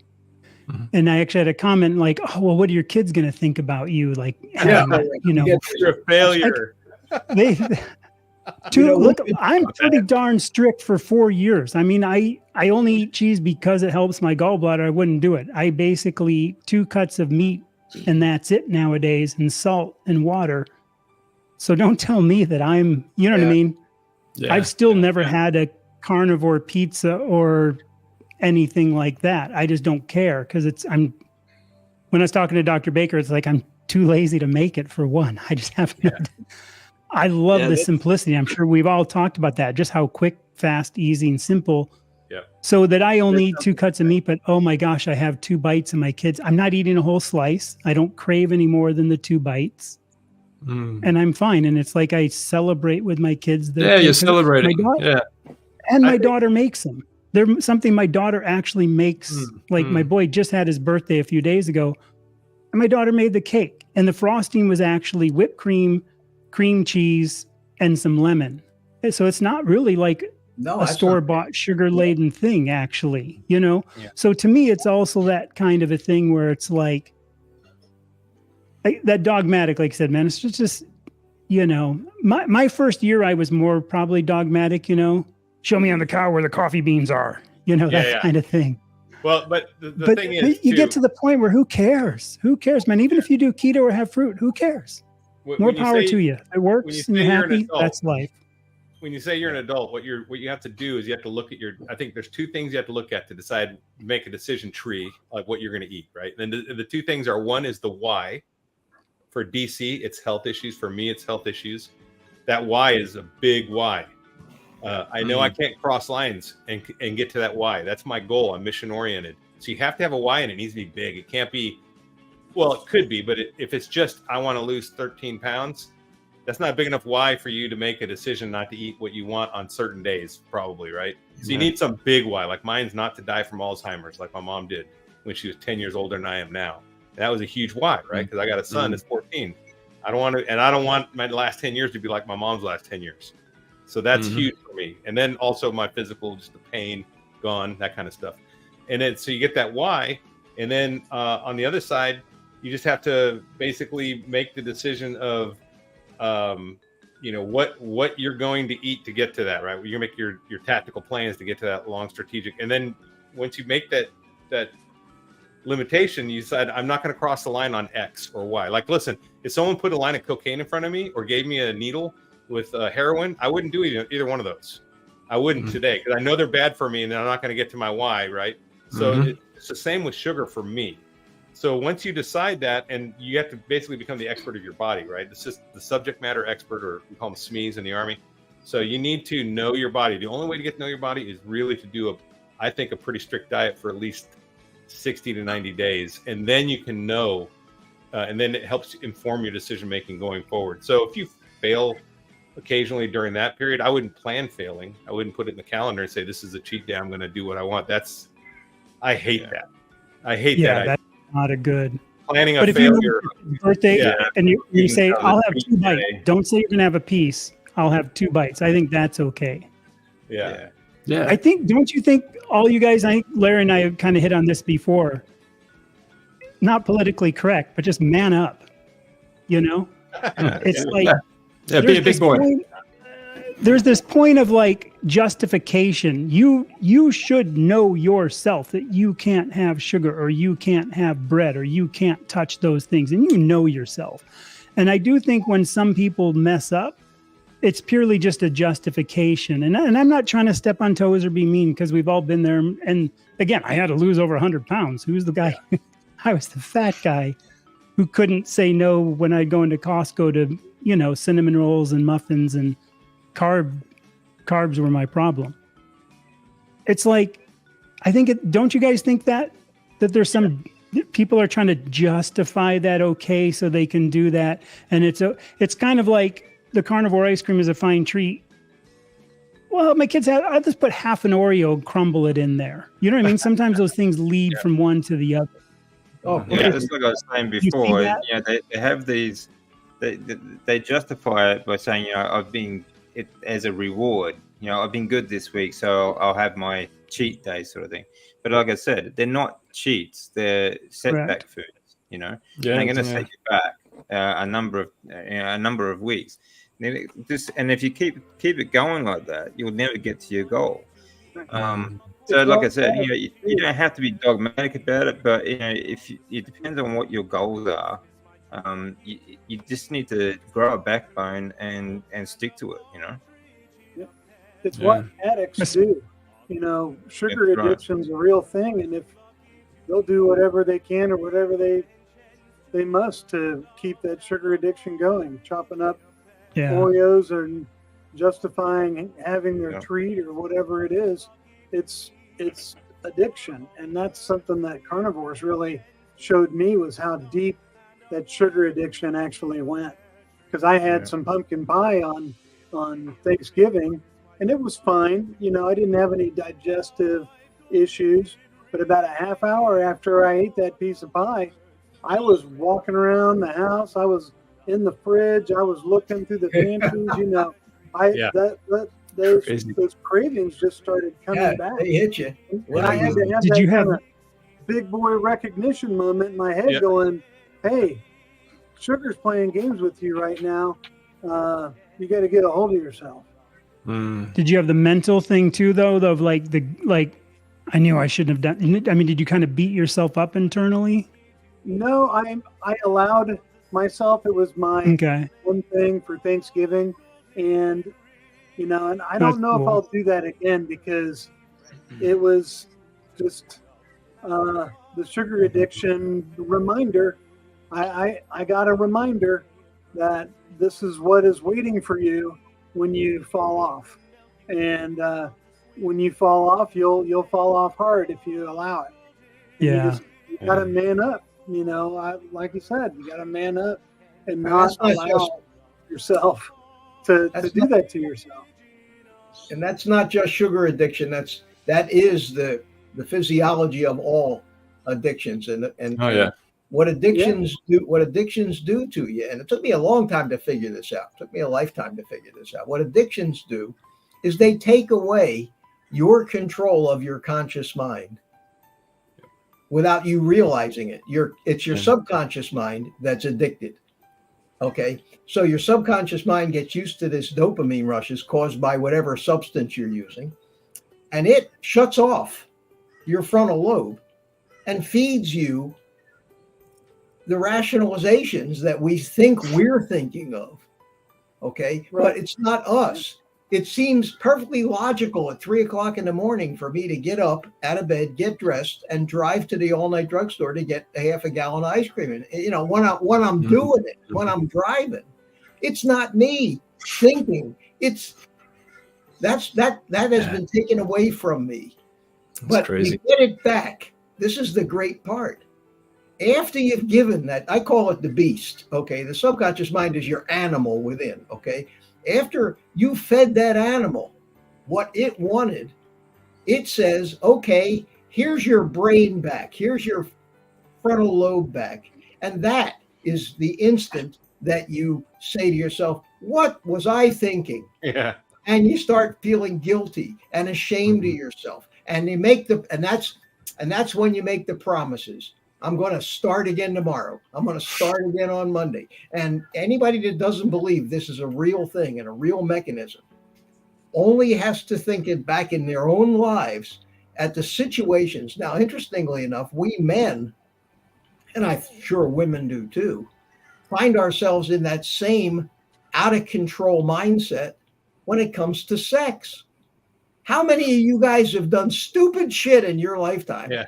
That after it was over and you got what you needed, you say, holy shit, how did I get here? What was I thinking? I could have got killed. I could have got robbed.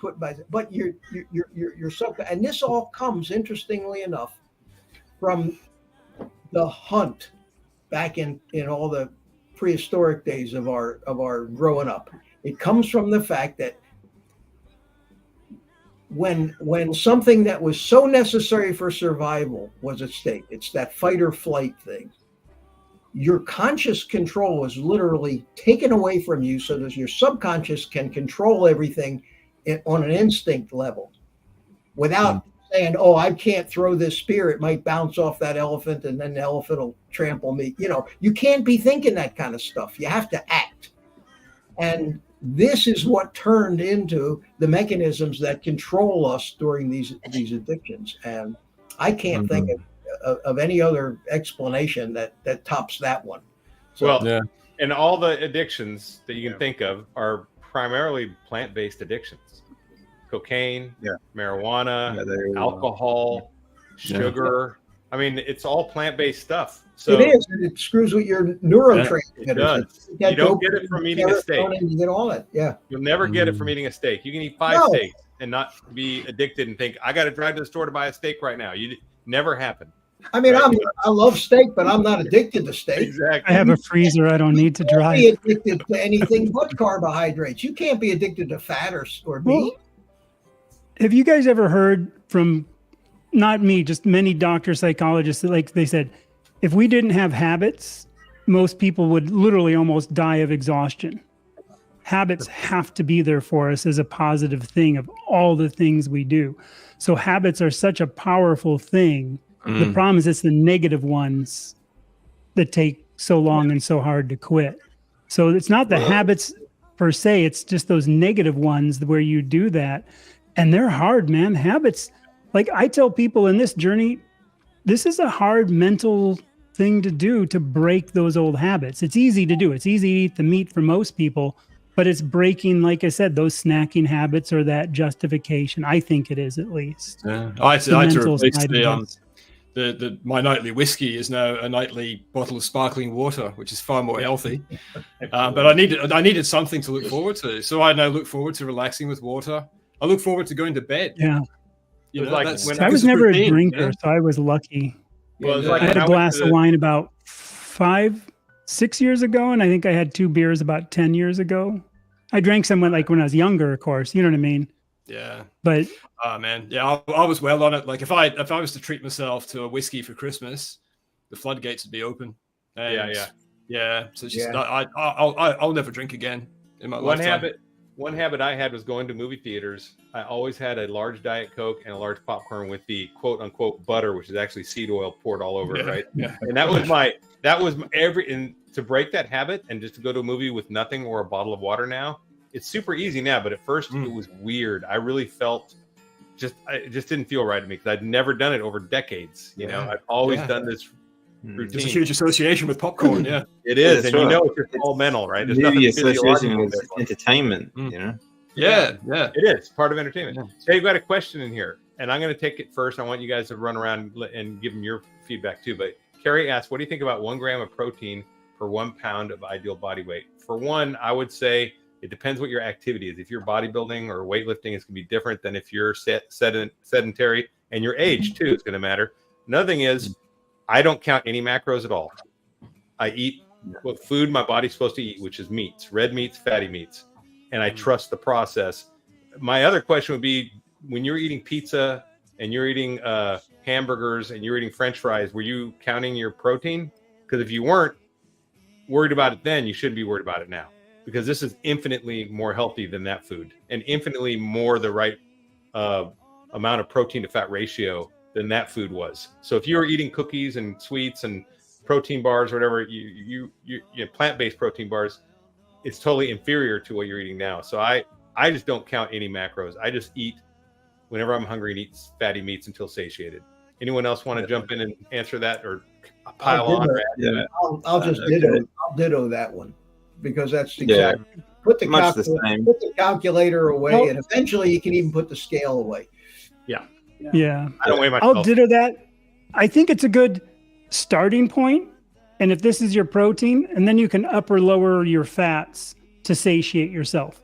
I think it's okay to use that as but once you look at a thing and you go, okay, this is what 2 pounds of chuck, this is what, okay, like everybody else, I don't weigh or anything. I just kind of look at it, and I'm so good at knowing that's about what it is. And if I'm more hungry, I'll eat more. So I would never follow macros. The other day I was laughing with Dave because I ended up eating 4 pounds of meat the one day and then 4 pounds the next day because I've been working out and doing stuff, and my body was just so stinking hungry.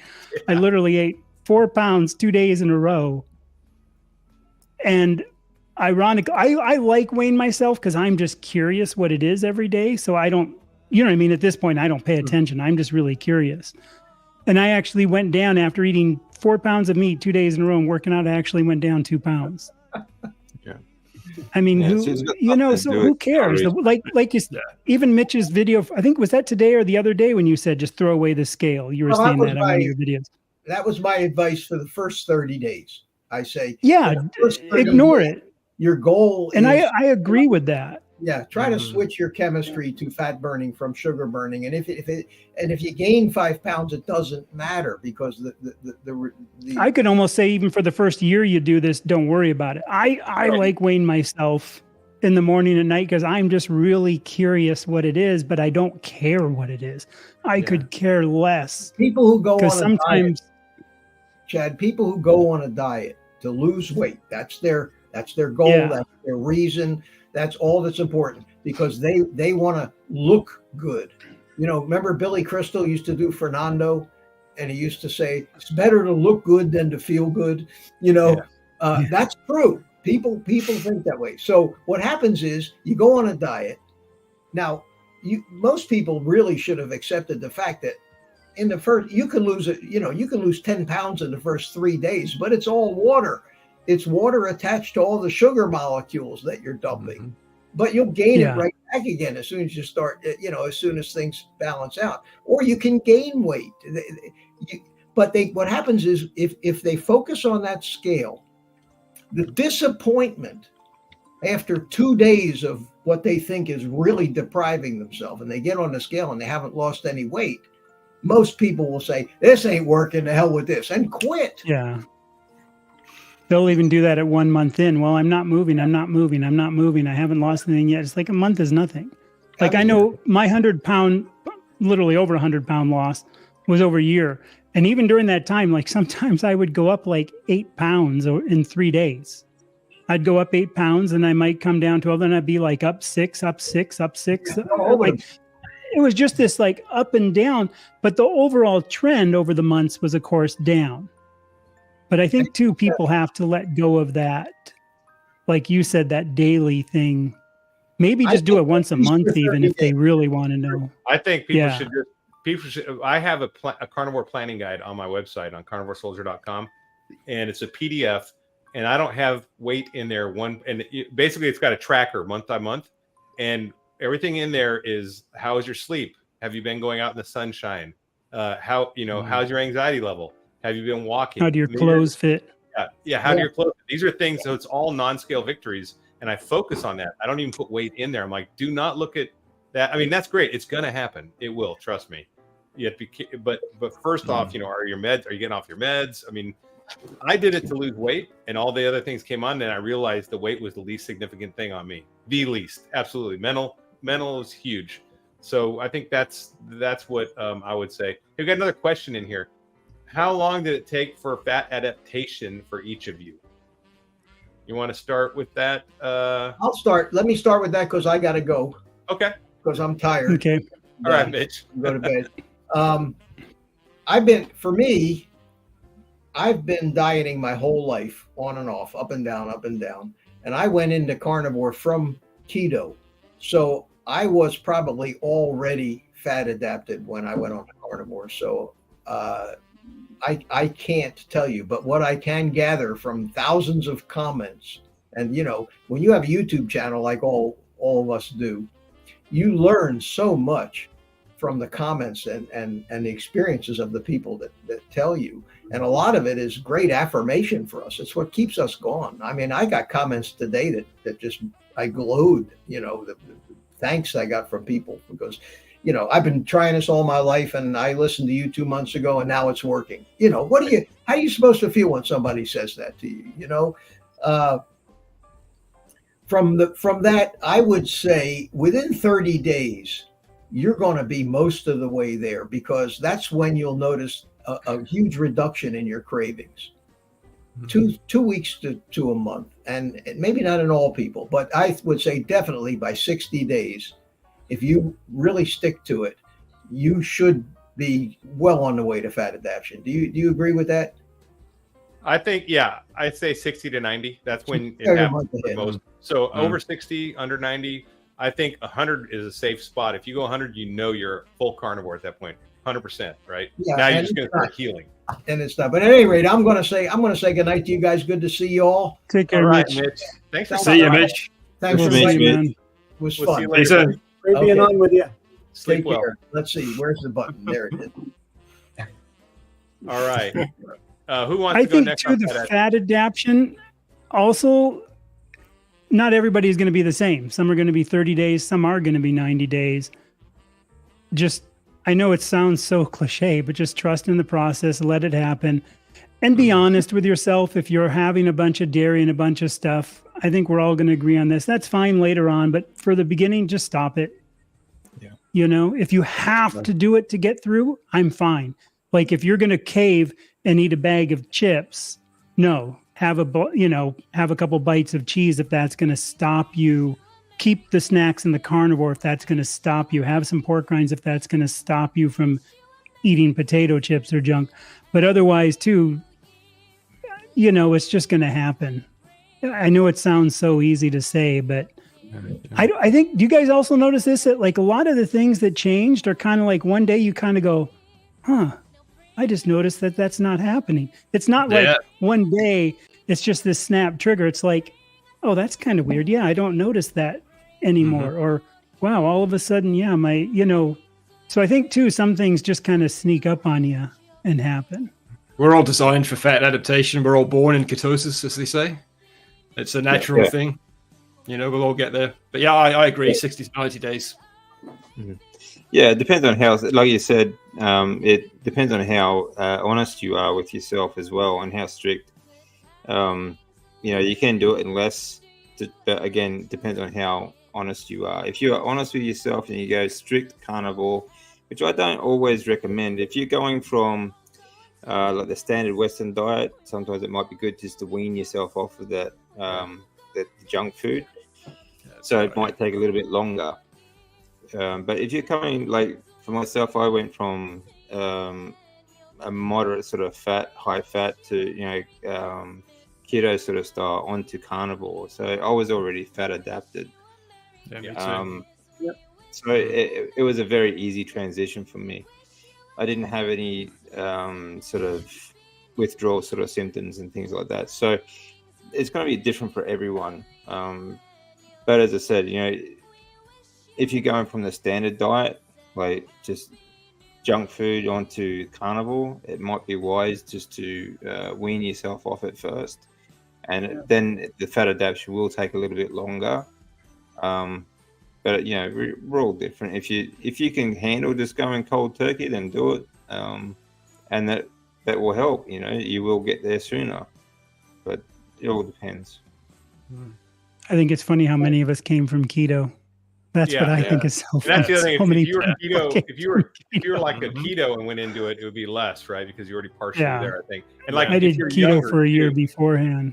Like my I son, think on the dump, my son on 14, the transitioning. Go ahead. Sorry, my son at 14, when he did it, it took him about 6 weeks to 8 weeks. That was it, and he was fat adapted because he, as a much younger person, had not been punishing. He did not eat a lot of sugar, so it was easier for him to transition into fat. Metabolically healthier. Overall metabolically healthier than a starting point. So it depends on how old you are, probably too. Like if you're in your early 20s, probably quicker.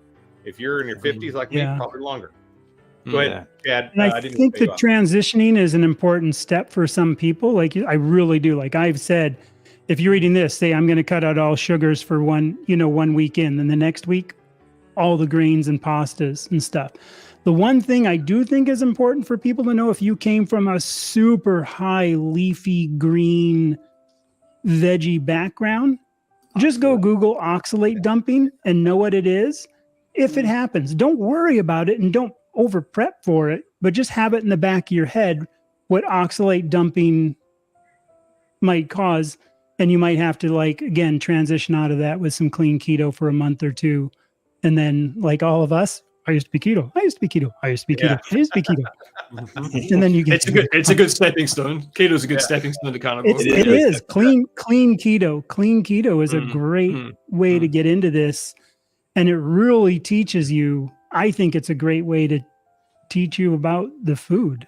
That it's like we've all agreed. What is it? It's not entertainment. It's just fuel. It's like fueling your car. You don't go, yay, I'm going to go to the gas station. Oh, what can I get? Ooh, I want to go to the green handle. You don't do that.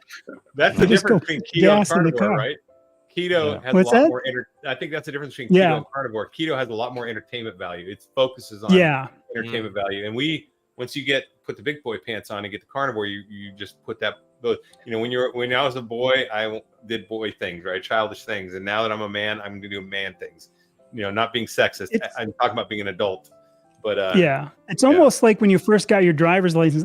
Oh, I'll go to the store and get milk. I'll go to the store and get milk. Oh yeah, okay, I'll go to the store and do. You know what I mean? It's almost like this excitement of having any excuse to drive, even to get the mail. Then after a while, it's just a way to get get Anyone else have comments on fat adaptation? Fat adaptation can happen quickly if you go from the standard American diet and you wean into keto like a lot of us did. It'll take a long time.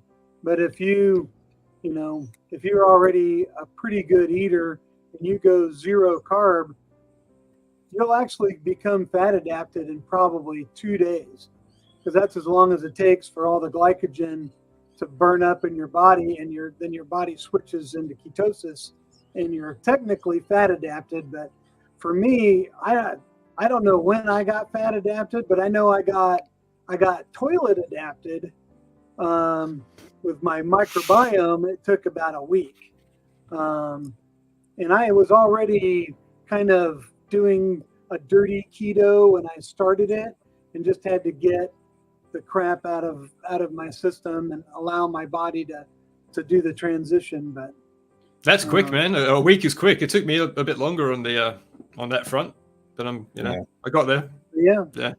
That's another thing too. We're all coming from different places too when we go onto the carnivore diet. So everything's going to take. Some people might take a bit longer. We all have different conditions that at different points in our life where we're coming from, and different ailments and things like that. So some people's journey is going to be a little bit longer than others. So it just depends on where you're coming from as well. Yeah. All right. Anything else on that last one? Because we got a new one here I want to bring up. So I do not subscribe to the 400 million years coming from monkeys. It's scientifically untenable. Read Stephen Meyer's Signature of the Cell. I still think God made us to eat well and no junk. Comment. So I'll give a comment on that. So I'm a Christian. I do believe in creation. I do believe we were created. Absolutely. But you don't have to be a Christian to succeed on carnivore. And also, conversely, as a Christian, you don't have to believe in 400 million years of evolution to be successful in carnivore. All you have to do is test it out on yourself and see if it works. And then you don't have to argue with other people that have different views. You can respectfully disagree, which I like to do. I am a Christian. I believe in that. But some people, I know Dr. Anthony Chaffee's an evolutionist, but he definitely believes in the evolutionary. And I couldn't argue it. I'm not a specialist in that stuff, but it's just my personal belief. But guess what? We have in common is we believe that the carnivore diet works because our body's either designed or evolved to do that. Either way, it doesn't matter. So I don't think that's a point that's worth arguing. I think either point works. If you're an evolutionist, great, it works because they evolved that way. If you're a creationist, great, it works because you're created that way. That's me. Yeah. Anyone else? Yeah, that's right. Doesn't matter which way you look at it. We have 5 major organs that are adapted to absorb fats, animal fats. So either way, that we are built to eat meat and we are built to move. I'll say one thing on that last one real quick, because I'm definitely a creationist and I'm pretty hard. I'm like an apologetics hardcore Christian guy. Nice. The one funny thing is when you look in the Bible, there's like things that go back to the Hebrew so you can look up the actual words. Cain obviously messed up, if you don't know the history, but basically, first 2 kids off, Cain, Abel, messed up with the sacrifice. You know what the mess up was? He didn't give a good sacrifice. You know what that meant? He did not give the fatty meat. And that's literally in the Hebrew. Fatty sacrifices in the Bible always had to be the fattiest, the best. So even back then, they considered the best meat that you had of your animals was the fatty meats. And they literally said that and labeled that. I'm going to do a video on that because I'm really into the whole side of that. So the fact that's even biblical back then, and I did this video on even like the Lewis and Clark expedition and how they talked about fatty meats all through the expedition. So there's other journals and other people even brought up things that they had read from the 1400s or even the 1000s or even before that about people with fatty meats. So it's not only whether you believe in the Bible or not, the Bible is there and it is an old, source of material. So fatty meats were an important thing back then. As God created us to eat basically fruit and vegetables, thanks to Adam and Eve, that got blown out of the water. And even he said, you're going to toil and you're going to have a hard time getting stuff from the soil and it's not going to be good. That tells you right there that he punished plants. That's how I view it.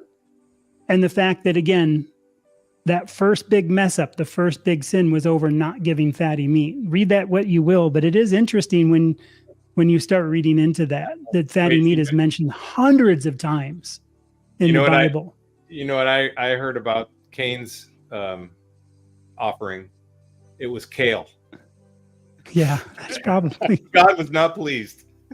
Yeah. Basically was kale because it was lean, non-fatty, and that's didn't want that. It is interesting though that's what they put value on. Yeah, that long ago. Their prized possession kind of thing. So here's one. I have to disagree with what's being said. I think for those I think she's referring to the protein question. Depends on, like I said before, depends on where you're coming from. Some people will need to or might want to track the macronutrients because, like I said before, I think you should first prioritize fat and then the proteins. And that's all you really need to do. As Carrie was saying, 1 gram of protein per pound of body weight. Now, there have been recent studies because I do read a lot of studies from strength and conditioning because I'm a strength coach. I'm a strength and conditioning coach. Recently, they've had athletes on studies that have had as much as up to 7 or 8 grams per pound of body weight on their diets.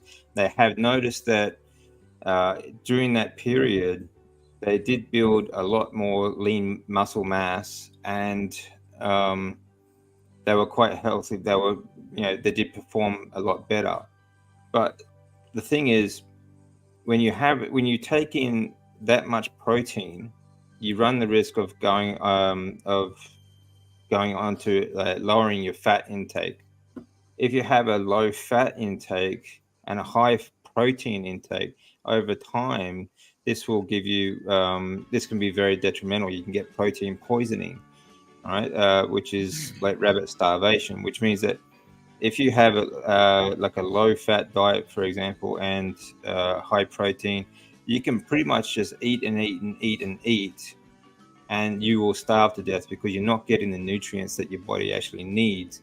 And too much protein will give you the same effect as too much carbs, and it'll just act like a sugar. Yeah. So there are times when it can benefit you to increase protein and to lower fat when you want to get a little bit leaner, perhaps, but for very short periods. And it's not something it's not a sustainable way to eat long term. But again, as we go and as we live, we make changes off and on. So it's not a good or bad thing to go high protein and low protein at certain parts of your year or your activity levels and that sort of thing. But again, these were young, very fit, healthy athletes that they were monitoring. So it's not like, if you're older and have certain conditions like I do, then it's not something that you would sort of follow. But 1 gram protein per pound is fine, but I would match that with fat. Yep. And as Joe Blow says, if you're on the panel, he'd offer caveats that we're not doctors or nutritionists or dietitians. That's we aren't. That's a given. Our personal experience and what general information on carnivore diet is really what it is. N equals 1. I think too that, again, like I say, 1 gram's a good starting point. You just got to start and then up or down the fat a little bit for satiation. But it's also like he's saying, like if, I'm a 35-year-old dude who's like lifting an insane amount, that protein might want to be up more. If I'm 65 or 70 and I'm very mellow, I might want to this is a baseline rough thing. And I do 100% agree. There are some people that need to measure and keep track and keep a diary. Just like there are some people that need a support group, need help, mental side of it, whatever else they want that. You know what I mean? I don't know what tribal, you know what I mean? They want that support around them and they need that. So I would never, ever put it past this. And the other thing is, one thing I know of this for doing it so long and hearing so many people, and everybody's going to agree on this, I'm positive, we're all on our own path, man. Yeah. Each one of us has to find what works for us. And I know as somebody who's done this for 4 years, lost over 100 pounds and maintained my lean body weight of my 20s and 30s for the last 3 years without a hitch, what works for me. So you can only go, okay, well, it worked for him, but it might not work for Larry. It might not work for, you know what I mean? It might not work for other people, but you can kind of take an idea. And if something worked for one of these guys, you can go, okay, well, that's an idea. And then you just try it. That's all you can do is take all these ideas, try it. But I think we're all going to agree at the same time. If you're like, man, I'm not losing weight. Well, I'm not going to give up my coffee and cream. And it's like, come on, you got to do some things. You got to give up the cream. Well, I like my carnivore ice cream every night. Yeah. I'm not losing weight. Well, come on. This is where, you know what I mean? I think this has to kind of balance. And again, I'm not trying to sound jerky or stepping on toes, but there has to be that balance of you know, you can't have a block of cheese every night. You have to kind of just take these as generalities of that's what I think about it. Whenever anyone says they're not losing weight on this, or I always ask, what are you eating? Because what's your definition of carnivore is what I'm asking. Because everyone has a different definition, right? And then the other thing is this on the protein, one more time. Before you found the carnivore diet, you were eating breakfast cereal, you were eating burgers out at restaurants and fries and Diet Cokes. Were you counting protein, or were you even worried about it? Right? And I get it, you're trying to optimize yourself, but if you weren't worried about it when you're eating that diet, just switching to a meat diet is going to be vastly superior. You are going to be killing it compared to what you were doing on the standard American diet. If anything, people tend to undereat on a carnivore diet, I think. Yeah. That's the big thing. A lot of people aren't used to eating, you know, that much satiating fatty meat. Right. Yeah. Takes a little time to get used to it. Yeah. There's two kinds of pain in life. Okay, you either have the pain of discipline, or you have the pain of regret. Okay, and you know, being disciplined on the carnivore diet is great. I mean, I get people want to when they do go onto carnivore, they want to get healthy, because most people do want to be healthy. And if you're, you know, even people who have followed these fake dietary guidelines throughout life, along the way, they thought they were doing the healthy thing, you know. So I can understand why they want to still track their macronutrients, and for different types of different conditions, they might need to do that. But for me, like I say, the first priority is fat and then protein. But if you are trying to, and depend on where you are, where you're coming from, if you're a young athlete who wants to put on muscle, then you might want to increase your protein intake, but you still need to be wary of your fat intake as well. Things like that. We're up against our 2 hours, man. We're 2 hours and 1 minute, so I'm going to cut it short. I want to real quick, everyone. Does anyone have any New Year's resolutions or goals they'd like to hit? If you be quick about it. I'm gonna after today's discussion, I'm gonna stop coffee. All right, that's a good one. There you go. Nice. You have a date on that? Is it New Year's Day, or are you gonna? No, tomorrow, man. I'm a carnivore. Hey. Let's go. Let's do this. That's what I do. That's what I do. Okay. I love that. Go. Yeah. Anyone else have a resolution or a goal for next year that you'd like to do? Could be YouTube. Doesn't have to be carnivore. Just. I think for me, it's just with a 9-day fast. What's that? 9-day fast? Yep, I'm starting the new year with a 9-day fast, and I'm currently weaning myself off of coffee in preparation for that. Excellent. So I may not go back to coffee after. We'll see. Yeah. Well, you can try it for a while. Once you're off for that long, it's probably good to see what effect it has. Who else has a goal or something they started doing for this next year? Well, I'll try to jump. I'm sorry. I've already given one. I'm starting my channel January 1st, and that's a huge step for me as a lifelong sufferer of depression and anxiety, hiding in the shadows pretty much all my life. To even attempt this is huge. And it's part of the life-changing experience that is carnivore. And we're going to roll your video at the end of this. So I'm going to show whoever's here your video. So. And that's even for me, like 4 years doing this. I just started my channel like 4 months ago because I finally said I've got to be able to share what I've done as a 60-year-old who's radically changed his life. And I don't think I appear 60 or look 60. No. You know, it's like I've got to... You know, and it was really watching Dave Mack and Chafee. I'm like, that's it. I'm going to start this. But I think it's funny because Larry and I were talking, man, I think we're both on the same thing. Like, I've been at my weight now for 3 years. I'm back to my 20s and 30s. Now it's about putting on muscle, not for show, just for pure functional strength. I'm really into hiking and camping. So I've been doing a pretty good hike most of the days, 3 miles elevation gain in the desert, working out, putting on back to what I was as a scuba instructor guy, you know, just trying to be lean and ripped. And so that's my goal is now just getting in maximum shape. And that's something I can record for my YouTube channel to put into the thing too, is like, I can only share my past of 4 years experience of what I've noticed, but now I can show other people who are over north of 60, or even people that are younger, somebody might at 40 might go, man, if that dude's doing it at 60, come on, Right, I can do right, that. Yeah. You know, DC, what about you, DC? What do you got? Yeah, same for me. Maximizing my health. I'll be releasing my book very soon, and which I'll just put up on Amazon to start with, and then see what I can do with it. Try and do a bit more with the channel, and try and help as many people as I can. That's great. That's my plan for next year. My plan for next year is to continue the channel, continue reaching out to veterans. I did go to my old command and talk to them today about getting some active duty soldiers onto and being able to present to them during their drill weekend. So we'll see if that happens. It hasn't been approved yet, but at least they're listening. And then the other thing is I decided to implement actual weightlifting like I did back when I was in college.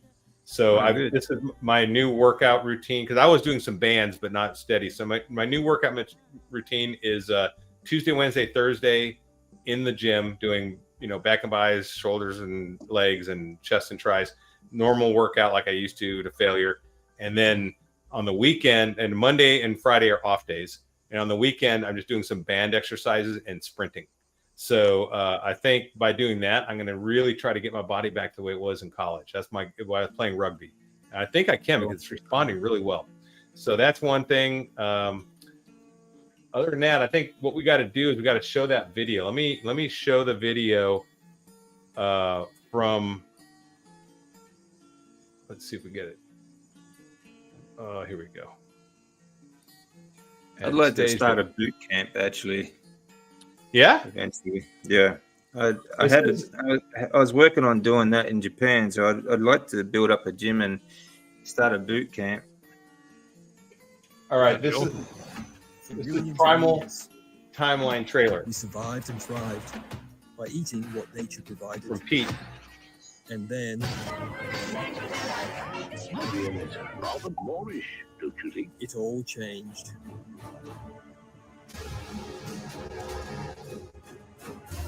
But there's an answer.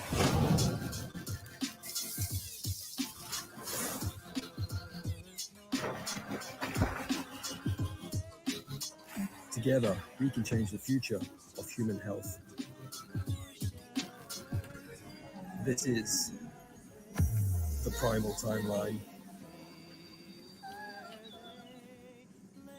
So if you guys are watching, go like and subscribe. Thanks, Larry.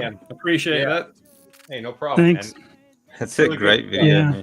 really good stuff. To Mr. Nice Guy there, that question too. We all have channels, we all have lives, we all have stuff going on, and it's good because you just get a good wide variety of a bunch of normal dudes talking, and there's normal girls out there who have channels. My videos suck. Yeah, they all suck when you start. Content, man, it's all good though. It's all good in content. I mean, you've got a story of going through the cancer and stuff. I mean, that's just insane. Everybody has their thing, you know. Yeah, that's the great thing about it. It's all about sharing the good news, you know. It's yeah, such a great message. Yeah, very powerful. Well, it is about health in it, so yeah, moving forward. All right, guys, I'm going to sign us off. It's 2 hours and 8 minutes in. I think we did pretty well. We answered almost all the Take care, everybody. Hooey ho. Mahalo. If you guys stick around for a minute, we'll just have a little. I'm going to just drop you back and backstage, and we'll talk for a little bit before you head out. Okay. All right, guys. Thanks for joining us. It was another awesome show. Man, we had like well over 50 people watching live at a time. And I know a lot of people will watch this afterwards. Please go ahead and like and subscribe to all these carnivore YouTube creators. They're making a difference, and your liking and subscribing will also make a difference. And all I got to say to you is stay strong and overcome. Carnivore Soldier out.